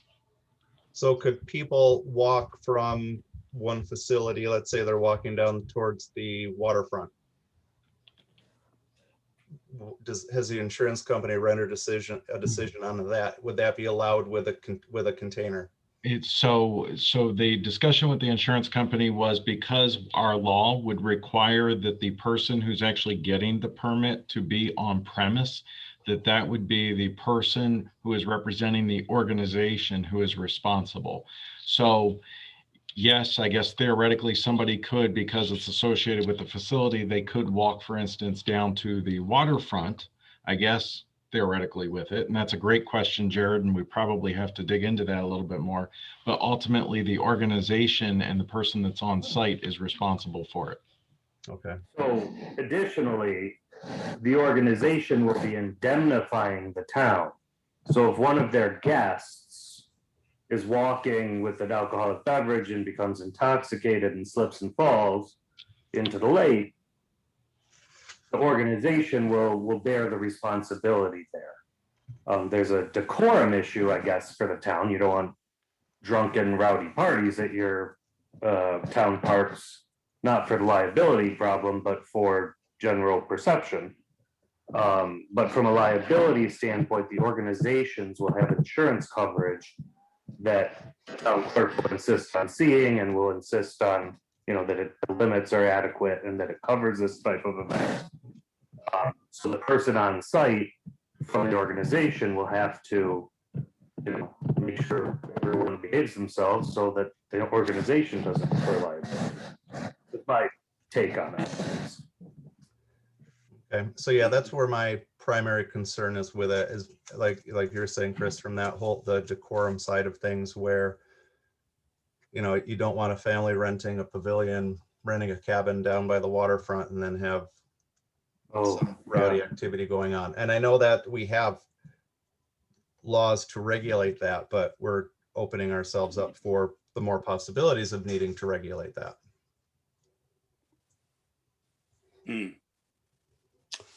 Yeah. Interesting questions.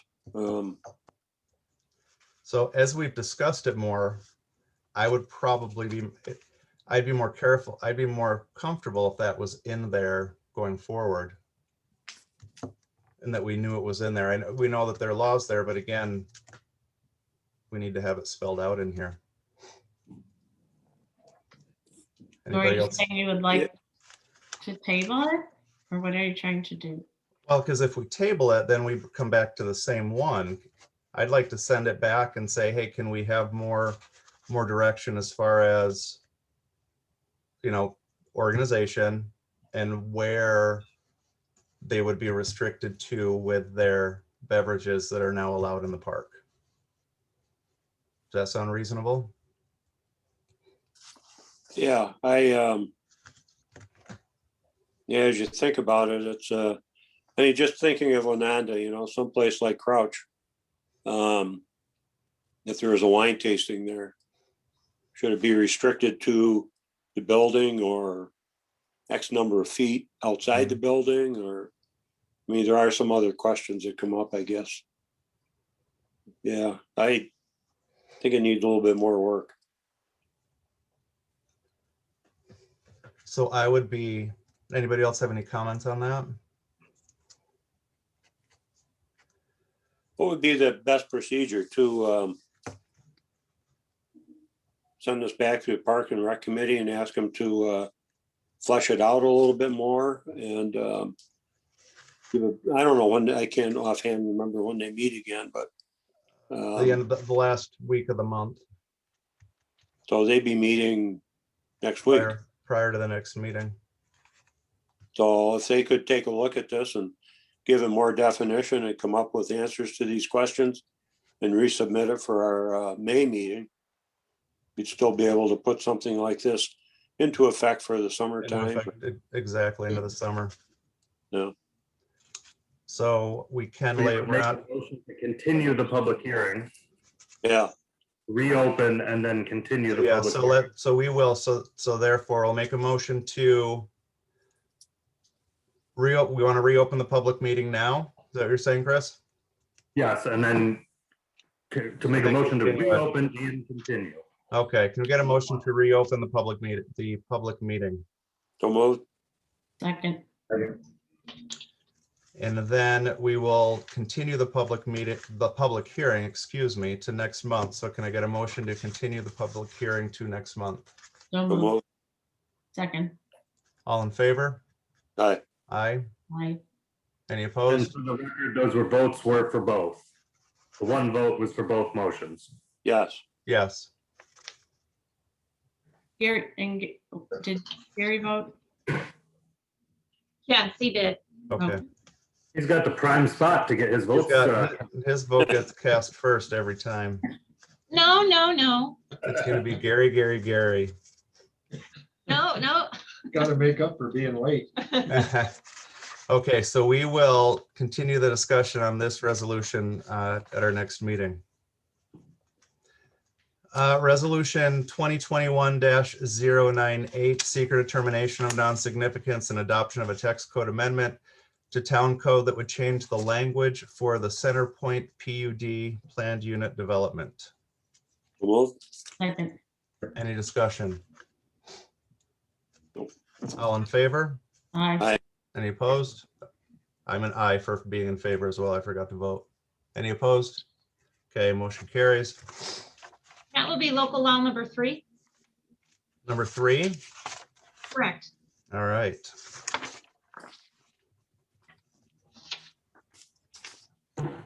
Resolution 2021-099, secret determination of non-significance and adoption of a text code amendment to Town Code Chapter 220-77 that would modify existing language related to energy efficiency and light pollution. So moved. So moved. Second. Any discussion? All in favor? Aye. Aye. Any opposed? Okay, motion carries.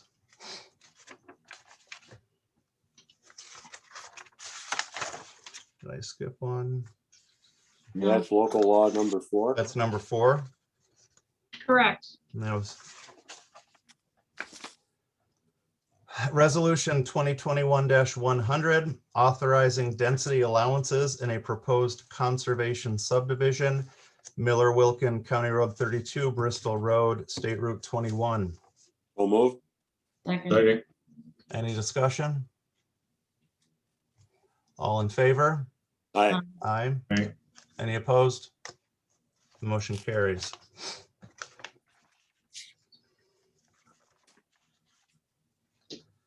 Resolution 2021-101, Seeker determination of non-significance and adoption of a text code amendment to Town Code, Chapter 220-9, related to manufactured housing, and this is the one that we are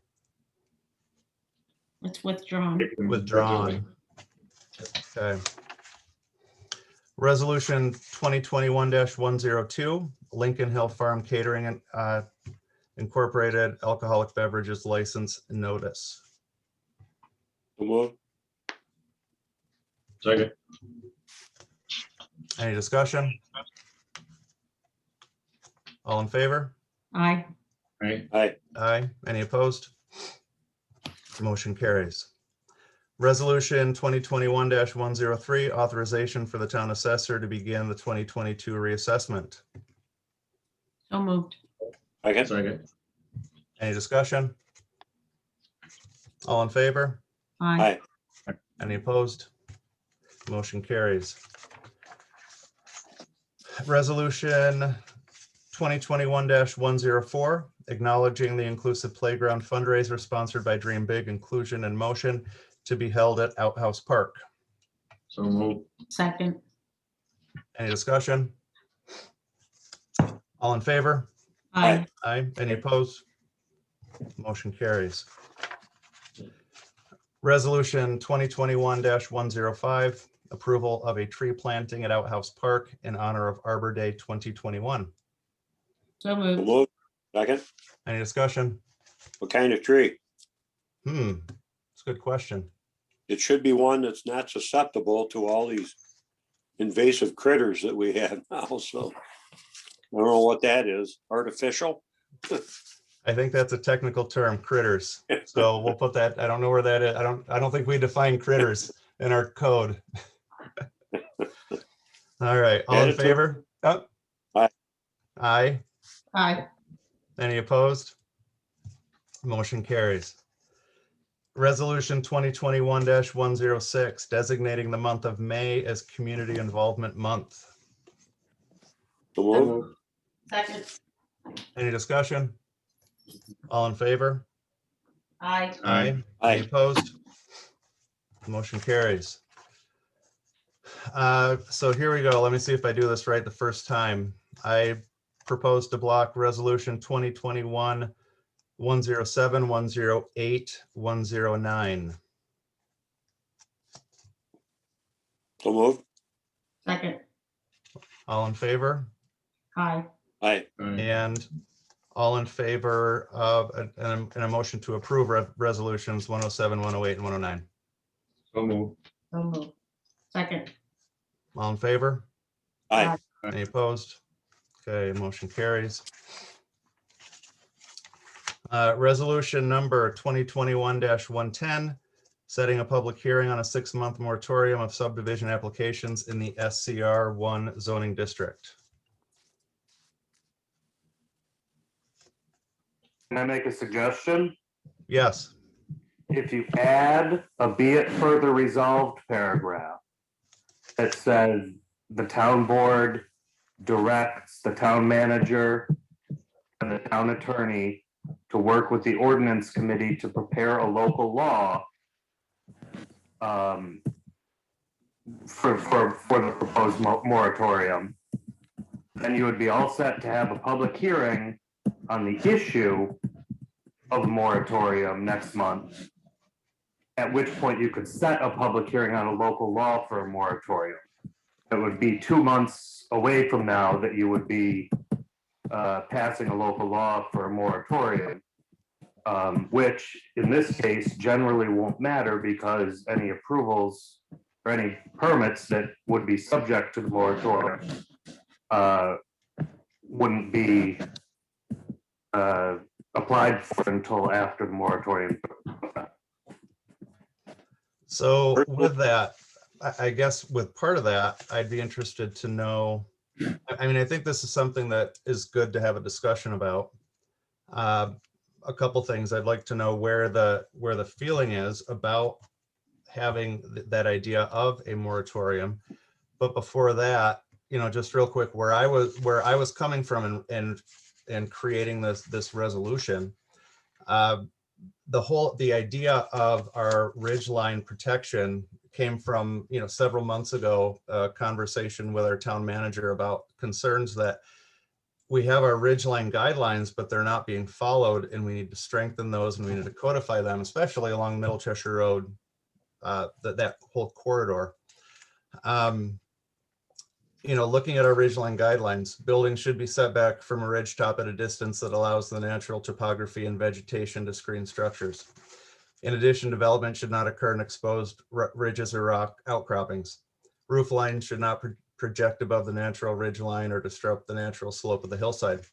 All of these are things that, we might as well, in my opinion, might as well not have them even written, because they're not always followed, because there is no local law for that.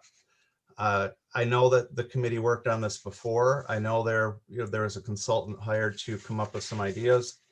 And there are also Phillipstown, Copake, and Ancrum, all towns in the state, they have created a steep slope overlay within their town code. So with that, and also the public support, the residents and, emails just in support of that, I'd be interested, would the board support a moratorium? Do we strike the moratorium? And do we work quickly to get a local law passed where we actually have a ridgeline protection code that can be followed and enforced? So Jared, I don't understand exactly what the purpose of the moratorium is. I can see wanting to put teeth into our laws, but what are we thinking, or what was the thought? So the moratorium gives time, and it's perfectly, researching and talking to the Association of Towns, you can, if it's for a limited time and limited scope to serve a certain purpose, you can have a moratorium. And the thought behind that was and is that with said moratorium, it would give time to create this law, to do a good job and not throw something together haphazard, but do due diligence and create this without fear of projects knowing this is coming and fear of projects being slid in. So that's the logic behind the moratorium, which is legal in specific limited situations. Well, speaking for myself, I really don't think that we need a moratorium. I'm not a fan of moratorium. You and I have discussed this, Jared. I believe that we have enough information in hand right now to put together something with teeth in it, that it can be codified fairly easily. There was a submission made as a result of the work Saratoga Associates did for the town several years ago. We paid them, I think, $8,000 to do a study, and they came up with a recommendation, which I think was further refined by the Environmental Conservation Board and submitted to the Ordinance Committee. But given all the various requests to the Ordinance Committee, it hasn't been acted upon yet. But looking at it today, reading through it today, it's about a 7 or 8 page long document. I would say we're darn close to having something that would work, that fulfills those elements of those questions that people have.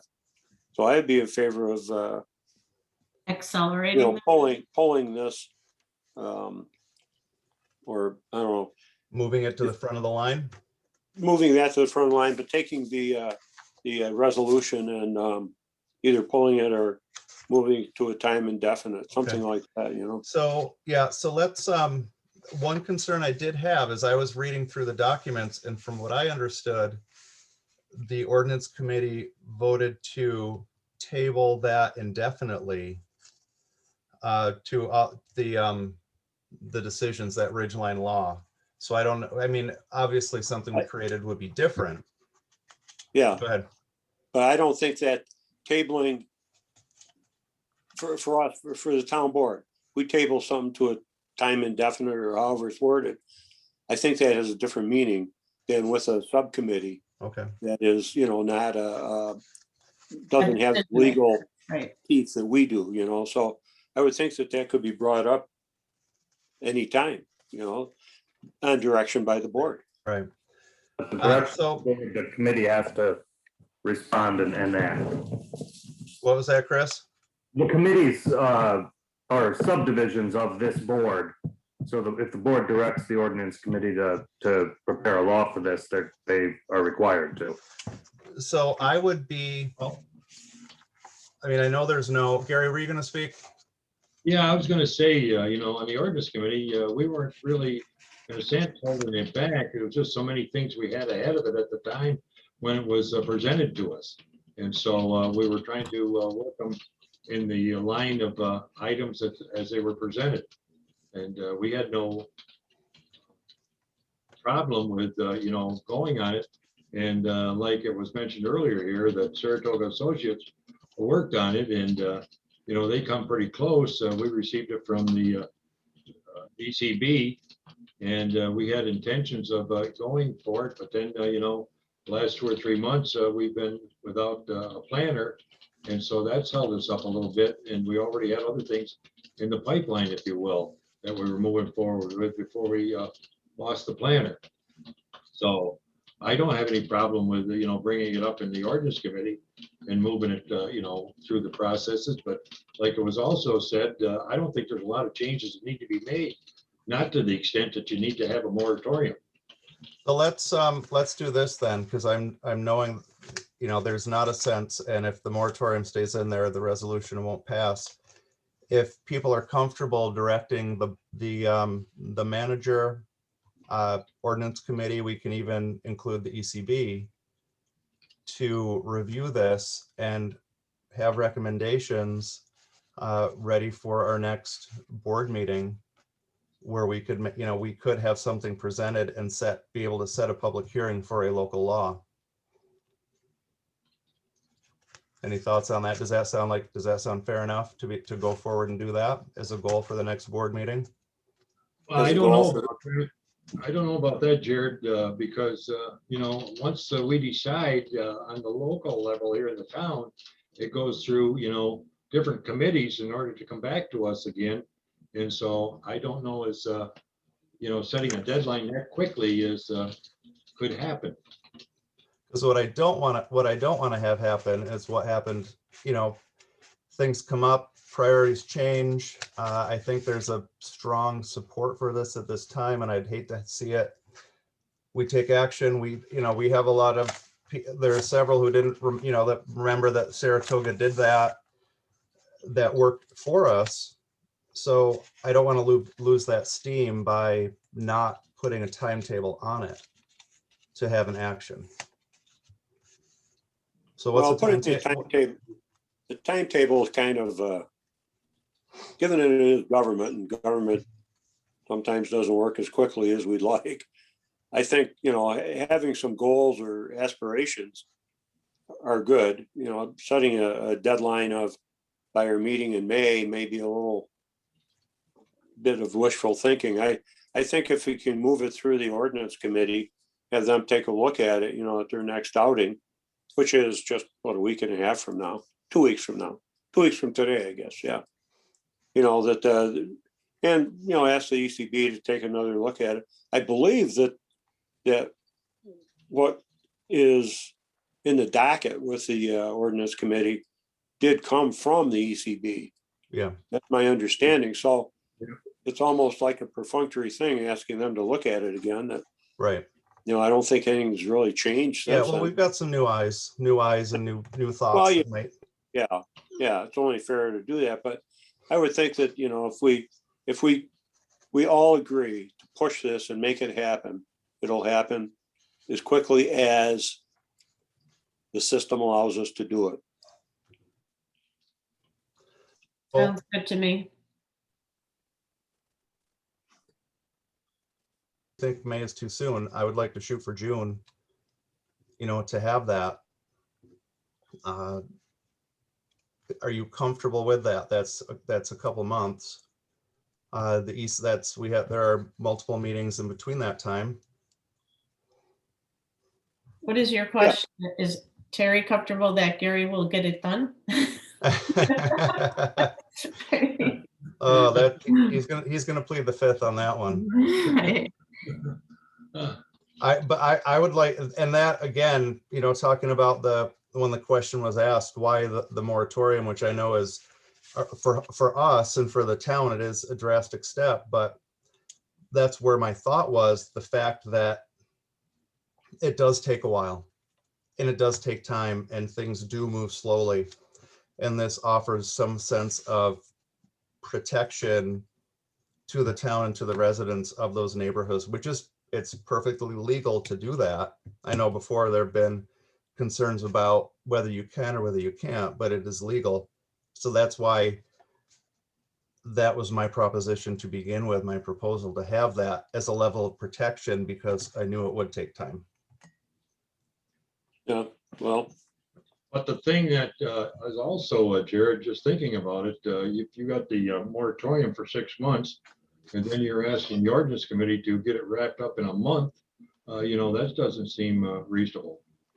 no, it can't be done in a month. No, that's why that 6-month period was there, because that's about the amount of time that reasonably it could be done.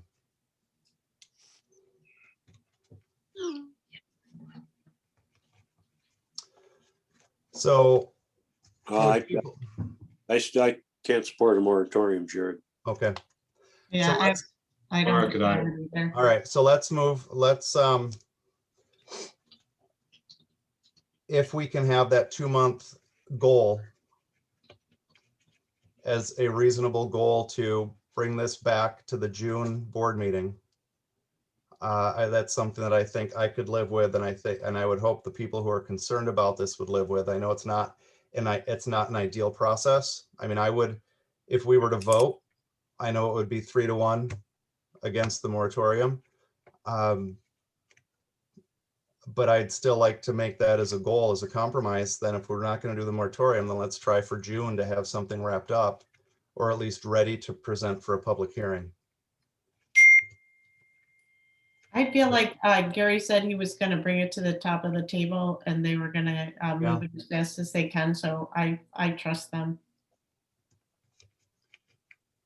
Thing is, right now, you know, we're meeting 2 times a month, even though we normally meet 1 time a month because of different items on the agenda that pops up. In the next, you know, special meeting is this Wednesday, where we have the outdoor advertising. Our first meeting in May has already been set with the form-based code and a presentation on that. So that's why I was hesitant to make a commitment that quickly, you know. Well, hopefully the fact that it's all done, I mean, most of it, from what the sounds of it, a lot of it's been created and a lot of the legwork has been done by the consultants who are hired to come in and create that. And then maybe now it's just that little push over the finish line that we need. So rather than vote on, rather than have a formal vote, because we know what that's going to be on that resolution, I'll pull 2021-110 with the hopes that we can come back in our June meeting and have a public hearing set for a ridgeline code. And by that time as well, another thing that was in here, and I know a lot of people here tonight are concerned about the conservation subdivision. Probably by that time, the consultant on that group will be ready to present and we'll have more teeth as far as the changes, trying to update the conservation subdivision as well. Is this another one that you're talking about? No, it was No. included in this. It was part of the same one, the concern over the conservation subdivision. So was Yeah. the impetus behind this resolution, the conservation subdivision that we saw tonight? No. Oh, No, I supported that one. I fully voted and supported that one. Do you well, remember? I did not know what was leading to this one. The conservation subdivision, that was Barbara Johnson started working on that last year. There was a conservation subdivision group or team Yes. that worked with her on that. She had to take a few months off due to a death in the family. And so she just recently came back with a draft of, you know, the document. There have been a lot of meetings. There was this conservation subdivision committee or team, whatever it's called, had worked with her and really gotten a lot of definition into that code. So, and that's to be discussed. When is that? Next week? 27th. 27th, yeah. Yeah, a week from tomorrow. So that's the answer to that thing, Linda. It's really just updating conservation subdivision code. So no, so to answer your question, Linda, that was not the impetus behind this. The impetus was the sprawl into the ridge lines and encroaching in these sight lines, and looking at this. People were talking about the surveys that we sent out, the same surveys in favor of parkland and lakefront access. The same number of people are concerned about development and keeping our scenic views and want to preserve that in the town. So that is the push behind this. The conservation subdivision part is happening, and I know that we've had concerns in the past about it being used and implemented appropriately, and I know there's some that we have not supported because they did not appropriately use that conservation subdivision format. But no, tonight's presentation, I tried to make that clear that I was very much in favor of it and what they were doing. Okay, so with that, I will pull the resolution 110, and hopefully we'll be back in short time, ready to set a public hearing on a law for ridge lines, and hopefully we can have that done at the same time the updated conservation subdivision information will be prepared. Okay, thank you. That brings us to the end of our resolutions. Man, didn't take us very long, did it? Okay, approval of the board minutes from March 15th, 2021. Hello. Okay. All in favor? Aye. Aye. Aye. Any opposed? Payment of the bills. Jean. Yes, utility abstract dated March 31st, 2021, totaling $25,934.85. The general fund of $20,013.26, capital projects of $3,242.65, lighting districts of $26.23, water districts of $2,652.71. Abstract dated April 19th, 2021, totaling $537,090.68. General fund of $153,237.46. Highway fund of $90,488.06. Capital projects of $151,028.64. Lighting districts of $5,970.49. And water districts of $136,366.03. All right, thank you very much.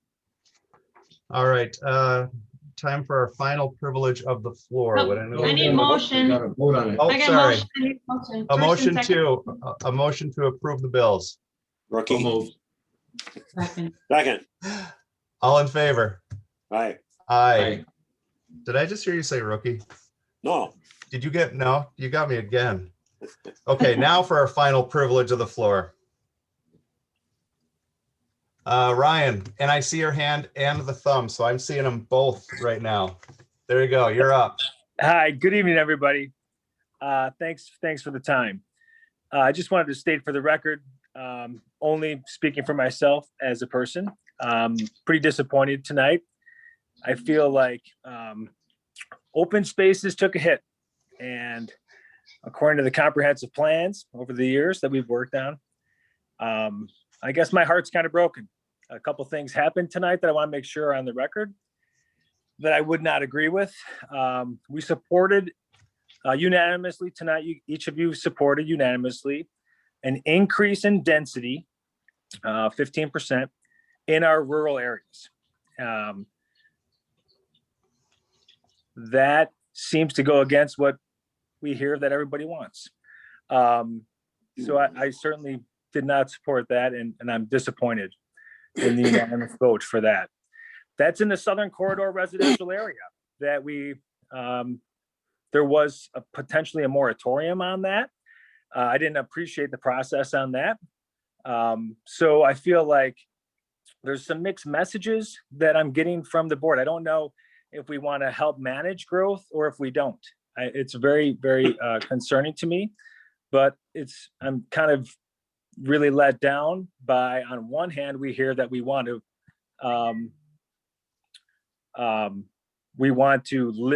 try to manage growth in our rural areas, and then we vote to allow an increase in density. And so I don't understand. It's very mixed messages, and I just wanted to kind of get that on the record. Thank you for your time, and have a good night. All right, thanks, Ryan. Is there anybody else who would like to be heard at this time? All right, we do have a few more items of business. The next one is a request from Renewable Properties for payment in lieu of taxes. Pilot discussion for a solar project on Buffalo Street Extension. Stephanie Lucas, Brian Madigan, and Ben Vollmer. I believe I see a few of these. There you go. I see a Brian. I see a Ben. Yes. Hi, good evening. Thank you very much. I realize it's late, so we'll try to keep this brief. Looks like Doug is putting up our presentation. So thank you everyone for the opportunity to present to the board this evening. My name is Brian Madigan. I'm a project manager with Renewable Properties, and we are interested in developing a small scale community solar project in the town of Canandaigua. Tonight, as part of our presentation, we wanted to begin with a review of the town's goals and objectives with respect to solar from a policy standpoint, and then get into some specifics around the financials and why a pilot agreement can be a win-win for both the developer and the town. Our desired outcome as a result of this conversation is to understand the board's willingness to negotiate a pilot agreement. So we understand that the town of Canandaigua adopted the solar ordinance in 2016. And since that time, the financial landscape around solar projects has changed. So Ben will talk more specifically to that point, but through the purpose and intent of the town solar ordinance, it's clear that there was a thoughtful approach in the regulations, and that solar was permitted in particular districts with an acknowledgement that clean and renewable energy would benefit the community at large. And to briefly review, solar is allowed in the districts shown here. And solar projects make for good neighbors. They are pretty low impact in terms of their overall effect on municipal services and to the environment. Once installed, they do not create traffic or noise. They can be operated remotely. They require minimal ongoing maintenance, and they benefit the town's tax base. As a result of your ordinance, decommissioning plans will be in place or would be in place to make sure that the solar project at the end of its useful life is decommissioned appropriately. And since the town is in an agricultural district, projects would have to comply with New York State Department of Ag and Markets guidelines to that point as well. So it seems that the town has implemented a ordinance and some goals and objectives toward speaking to, I guess, rather climate change and the deployment of renewable energy resources in the community. And we'd like to make use of the solar ordinance and bring a solar project to Canandaigua. And so I will let Ben take it from here. Hey, good evening, everyone. My name is Ben Vollmer. I'm a project developer with Renewable Properties. Thanks for giving us a few minutes at this busy night for you all. Next slide, please. Oh, sorry about that. Speaking briefly about pilots. So the current situation is that pilot agreements are now necessary to make solar projects financeable, particularly in the Rochester gas and electric territory, where the rates paid are lower than in other utility service areas in the state compared to National Grid or NYSEG territory. This hasn't always been the case. I know the Aegis solar project that was permitted a while back on Monks Road was financed without a pilot, but the market for large-scale solar energy projects has changed rapidly over the years. We don't have clear insight into another company's financials, but based on the timing of certain events, Aegis Solar would have likely qualified for incentives valued around $750,000, as well as energy payments more than 33% greater than what we expect to receive. We do not anticipate receiving any NYSERDA NY Sun incentives, as the last remaining block will likely fill before we are eligible to apply. In the corner of this slide, you'll see an excerpt from NYSERDA's guidance about recommended pilot payments for solar projects in New York. And I believe in the agenda, there is quite a bit of information following a letter that was submitted by us giving more information about projects put out there by NYSERDA.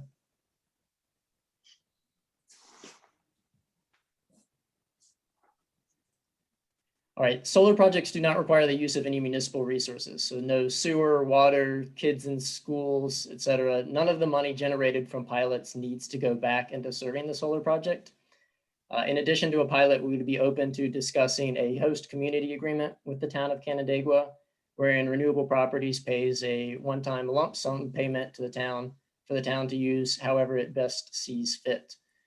Pilot payments represent a very significant increase in revenue to the local taxing jurisdictions compared to current taxes received on parcels.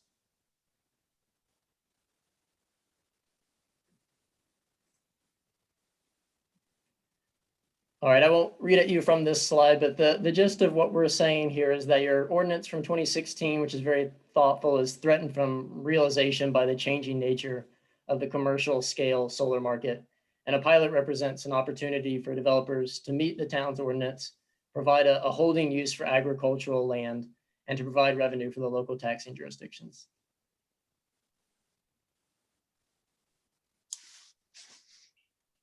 And that's all we had prepared at this time. We're happy to take questions. We knew we'd be at the end of the meeting here and didn't want to take up too much of your time, but did want to gauge the town board's willingness to engage further in these discussions, as it's crucial for our ability to finance these projects and move them forward through development.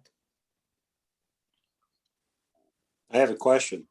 Yes, If we don't agree with this pilot that you're suggesting, would you go ahead with the project anyway?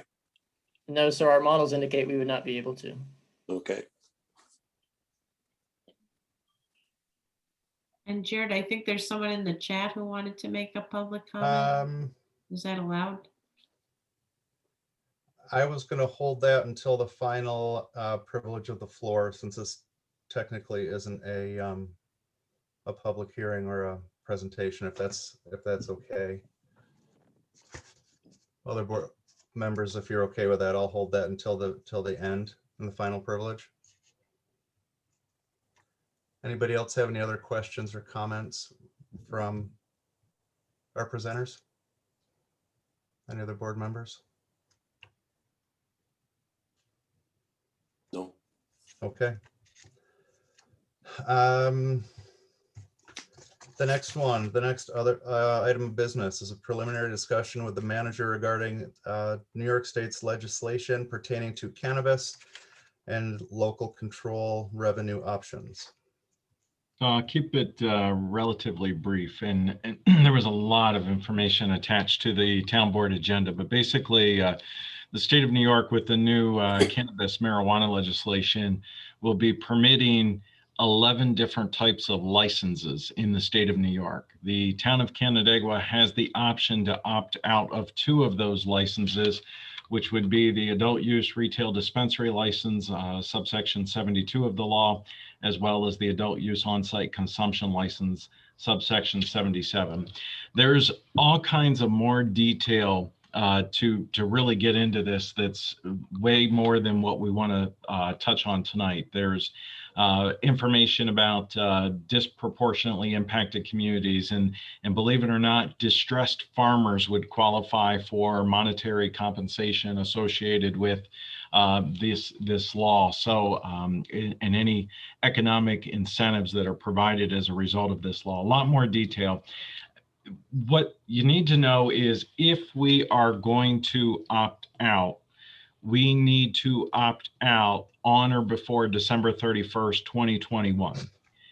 If we're going to not opt out, then we can have the ability to establish regulations relative to where the dispensary and where the on-site consumption could be allowed per zoning, for instance, if the town of Canandaigua wanted to do that. But I just wanted to introduce the concept to you. I'm not looking for any decisions or anything tonight.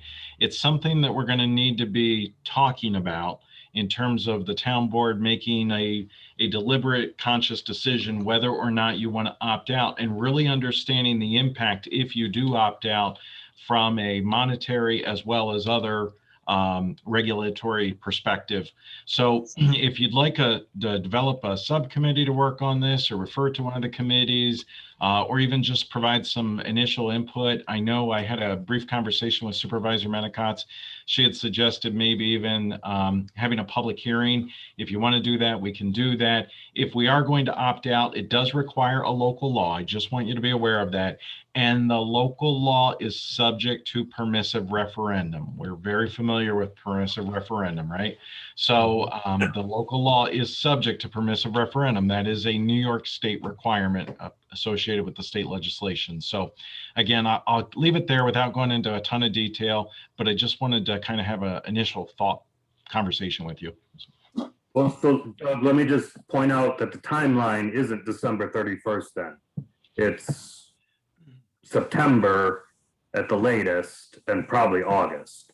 So a lot of the pieces are still moving as it's all being figured out. But what I've been told is that the local government must pass their local law on or before December 31st, at which point it would be subject to permissive referendum, either by the establishment of a special election by the governing body or at the next general election, even if that goes into 2022. So then this could put, so we don't have to have everything buttoned up. We just have to have a decision made. Yeah, what I was told, and again, stuff is still changing. Well, it's There's all- still opinions coming out and everything else. It'd be but- different tomorrow, who knows? Right, but what I was told is that the town would need to pass a local law before December 31st, or basically by the end of the year, if we're going to opt out. The other thing is you should know is if you opt out, a future board could opt in. However, what I'm told is that the state legislation says that if you don't opt out, a future board cannot opt out. You follow me? So the town board, a future town board could opt basically back in, but a future town board, if you don't opt out, cannot opt out later down the road. So you could opt out on December 31st, and at your first meeting in January, you could opt back in.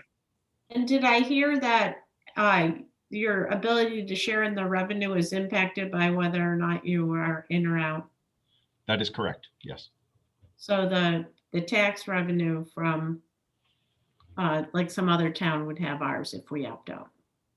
It would be proportionate. From what I understand, that the counties would receive a portion, and then that would be divvied out based on a formula to all of the municipalities that do not opt out in that particular county, based on a formula associated with sales and the overall general revenue for the group. And additionally, I should point out that there's a governing board that's been established with this, the New York State Cannabis Control Board. And there actually are some other things that factor into this. And one of the things I'm trying to understand a little bit more is I've been told that New York State Community Grants Reinvestment Fund is actually going to fall under the purview of the Cannabis Control Board. And so that means that money that could be invested in a community could be decided by the Cannabis Control Board, thus leading me to believe that if a community opts out, the Cannabis Control Board may not grant some of that grant money for reinvestment in that community. A lot of details still to work out, a lot of stuff to be figured out, but just wanted to introduce the concept. And really, it seems like the state legislation was designed to really allow this to happen and put the burden on the municipality if they choose to opt out, to be quite honest with you. Okay. All right. Any other questions on that for Doug? Okay. I don't think there's any action to take on that at this time. The final one, ordinance committee, April 21st, outdoor display signs. Just real quick, Gary, I don't know if you want to touch on that, but we do have a special ordinance committee meeting scheduled coming up April 21st. That's this coming Wednesday, where we're going to be working with Lamar Advertising that we've been talking to. They're going to be doing a proposal. You might remember prior to COVID, we were having some conversations relative to this whole issue, and it's been so long that we've actually asked them just to kind of do a presentation and give us an update on where things stand and just kind of a refresher course for all of us. So we wanted to invite the town board members, as well as I know some of the CIC members had asked about it in participating in that, just as a refresher, and then we kind of go from there. Okay, Gary, did you have anything to add? No, not really. Okay. All right. Thank you for that. All right. That takes us to our final privilege of the floor. And I believe Caroline Rizzo wanted to make a comment. So Caroline, when you're mic'd up and ready to go, just let me know. Hi, everybody. My name is Caroline Rizzo. I am a representative of Aura Power. We are another solar developer in the town of Canandaigua, though we were not on tonight's agenda for any such reason. However, I have been in conversations with Ben Volmer and Brian Madigan at Renewable Properties in regards to the pilot policy in the town of Canandaigua. We at Aura Power are in complete support of Renewable Properties presentation tonight. We believe that the use of a pilot for solar projects would be beneficial not only to the town of Canandaigua, but also to both solar projects that are currently proposed in the town. Ben and Brian really did say, much of what Aura Power's stance is. However, I do also want to point out that in addition to costing the town nothing in municipal resources while providing tax payments and potentially a host community benefit agreement, solar developers also provide necessary upgrades to electrical infrastructures within the towns they develop, in this case, the town of Canandaigua. It is, very well and widely known that New York State's electrical infrastructure is very outdated and in need of upgrades, and solar developers take on these upgrade costs in order to provide solar energy and projects to the town. I just think, it's good to note that in addition to providing clean energy, in addition to being welcoming neighbors, and in addition to, all the other benefits that come with solar energy, I just wanted the town of Canandaigua to be aware that there is also an economic benefit that the solar projects are providing, in that they are upgrading very, very outdated and clogged up lines in the town area. So just wanted to, show my support with Ben and Brian and everybody else on their team as a representative of Aura Power, and, to just give a little more insight on benefits that solar projects do provide to towns. Thank you. All right. Thank you, Caroline. All right. I believe we have, shows up as Elaine Messina. We'll recognize them next. They unmute you. Hello, Oh, there this you is go. Paul Messina. Can you hear me? Yes, we can. Great, thank you. I'm a retired licensed professional engineer, and I understand a bit about energy conversion. But the main thing with the solar project is it won't stand on its own without a pilot. Why should we subsidize a project that can't stand on its own? Now, there's a couple things. It doesn't really provide meaningful local employment. Rochester Power, as they stated, was cheaper than the national average. So really, whatever they put in is going to increase the cost of the power that's delivered. The project does not own the infrastructure. They may be adding additional infrastructure, but they don't own it. So that adds more cost.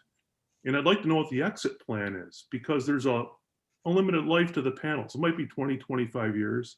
And then what happens to the property? There is an example of a solar project on Monk's Road, and it's a blight. It's ugly. It's sitting there on the landscape, and if you drive north on Route 21 in the afternoon, the reflection off the panels blinds the drivers. So there's a lot of things to consider.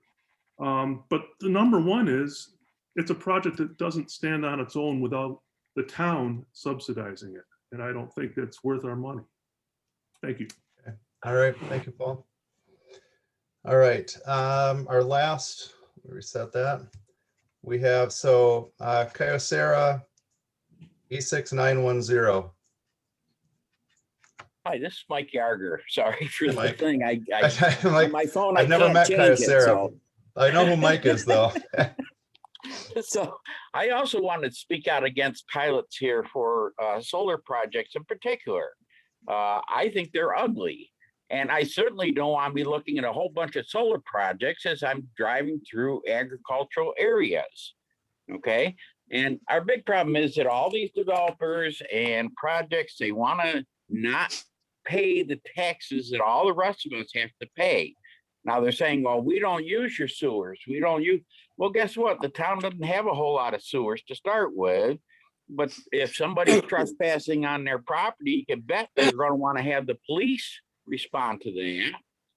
So they do use some of your things. And I'm just overall opposed to just about all pilot agreements. But particularly when it comes to something like solar, there's just, you know, we're coming out of a time when solar power was not favored by the previous administration. So it's no wonder that there's not a whole lot of incentives there. But now we have a new administration in place who is very supportive of solar power. So you can bet that down the road, there's going to be a lot more incentives coming their way. And I don't think the town should be handing them out. Thank you. All right. Thank you, Mike. All right. Is there anybody else who would like to speak in our final privilege of the I think floor? Ben's got his hand up. Oh, okay. All right, Ben, go ahead. Hey there, I don't know how you wanted this conversation to play out, but I just wanted to respond to one issue. With pilots, the project doesn't receive any money from the town. It's only an abatement on taxes owed, so it's not requesting any funds from the town be allocated to the project. So I just wanted to clear that up. Okay. All right, thank you. Anybody else? Okay. Doug, do we have any executive sessions? I apologize, you guys. I just need a real quick 7 one to update you on something that happened today. So it's the medical, financial, credit, or employment history of a particular person. And my apologies, and I promise it'll be quick. Okay. And we don't expect any action to be taken after. No. We will return back to the meeting so if those of you who want to stay, we will be coming back to the meeting, but we do not anticipate any actions being taken by the board when we return. I need a motion, please. Oh, Motion to enter executive session. all in favor? Aye. Aye. Aye. Did we have a second? Yes. Yeah. All right, you are all set. Give me just a quick second, please, town board. Just need to stop some feeds here. Okay. Glad Terry. Again, Oh, Chris is showing his face. I've been showing my face this whole time. No, But you in- haven't. You were You only blacked show out. up what? Yeah, Yeah, you only show it. You don't show it when it's crunch time. that's that witness protection program thing. Yeah. You know? Okay. All right. So you're back in open session. So Okay, so can I get a motion to adjourn the meeting? So moved. Oh, there's, Brian had a quick question. What? Brian, you can ask me the question. And if any town board members, because the want to answer it, you know. Okay. Thank you very much. I just wondered if we could get some formal direction. I think it's probably too late in the hour at this time of the evening, but Is this something that the board would be willing to entertain from a procedural perspective? Should we continue the conversation, or is this outright? Sorry, Chris. You should probably talk to Doug Finch about that tomorrow. He could give you that direction based on his read of what the board has said. No formal action was listed on the agenda tonight, so the board can't really give you that guidance, but I think Doug could give you a good read on where they're at. Unless the board wants to take action or give guidance. But I wouldn't recommend it since it didn't appear on the agenda. I'm gonna go with what Chris says. Yep. Yep. Okay. Then you have a motion to adjourn on the table right now. And we had a second, I believe. Yep. Okay, all in favor? You're Aye. supposed to be writing them down though, Jared. I wrote it down. At the time. No, on this one, wait, who made well, Linda made the motion for executive It's being session. recorded. It's being recorded. You can obviously. Okay. Oh, man, too many things. I only fell apart a little bit at the end. The wheels only derailed a little bit, and then Nadler showed his face and I was all gone. I'm like, whoa, he does have a body. And I'm not going to say rookie again. Yeah, how many times did you let that get in there? All How many right, text so- messages did I just get with rookie? All right, hey, thanks, guys. Wait, we have a motion in a second, but you didn't vote. We just need Can we to- vote? All in favor? Aye. Aye. Any opposed? Better not be. Carries. All right, thanks for dealing with me, guys. Night, guys. Have a good night. All See right. ya. Good night, everybody. Take care.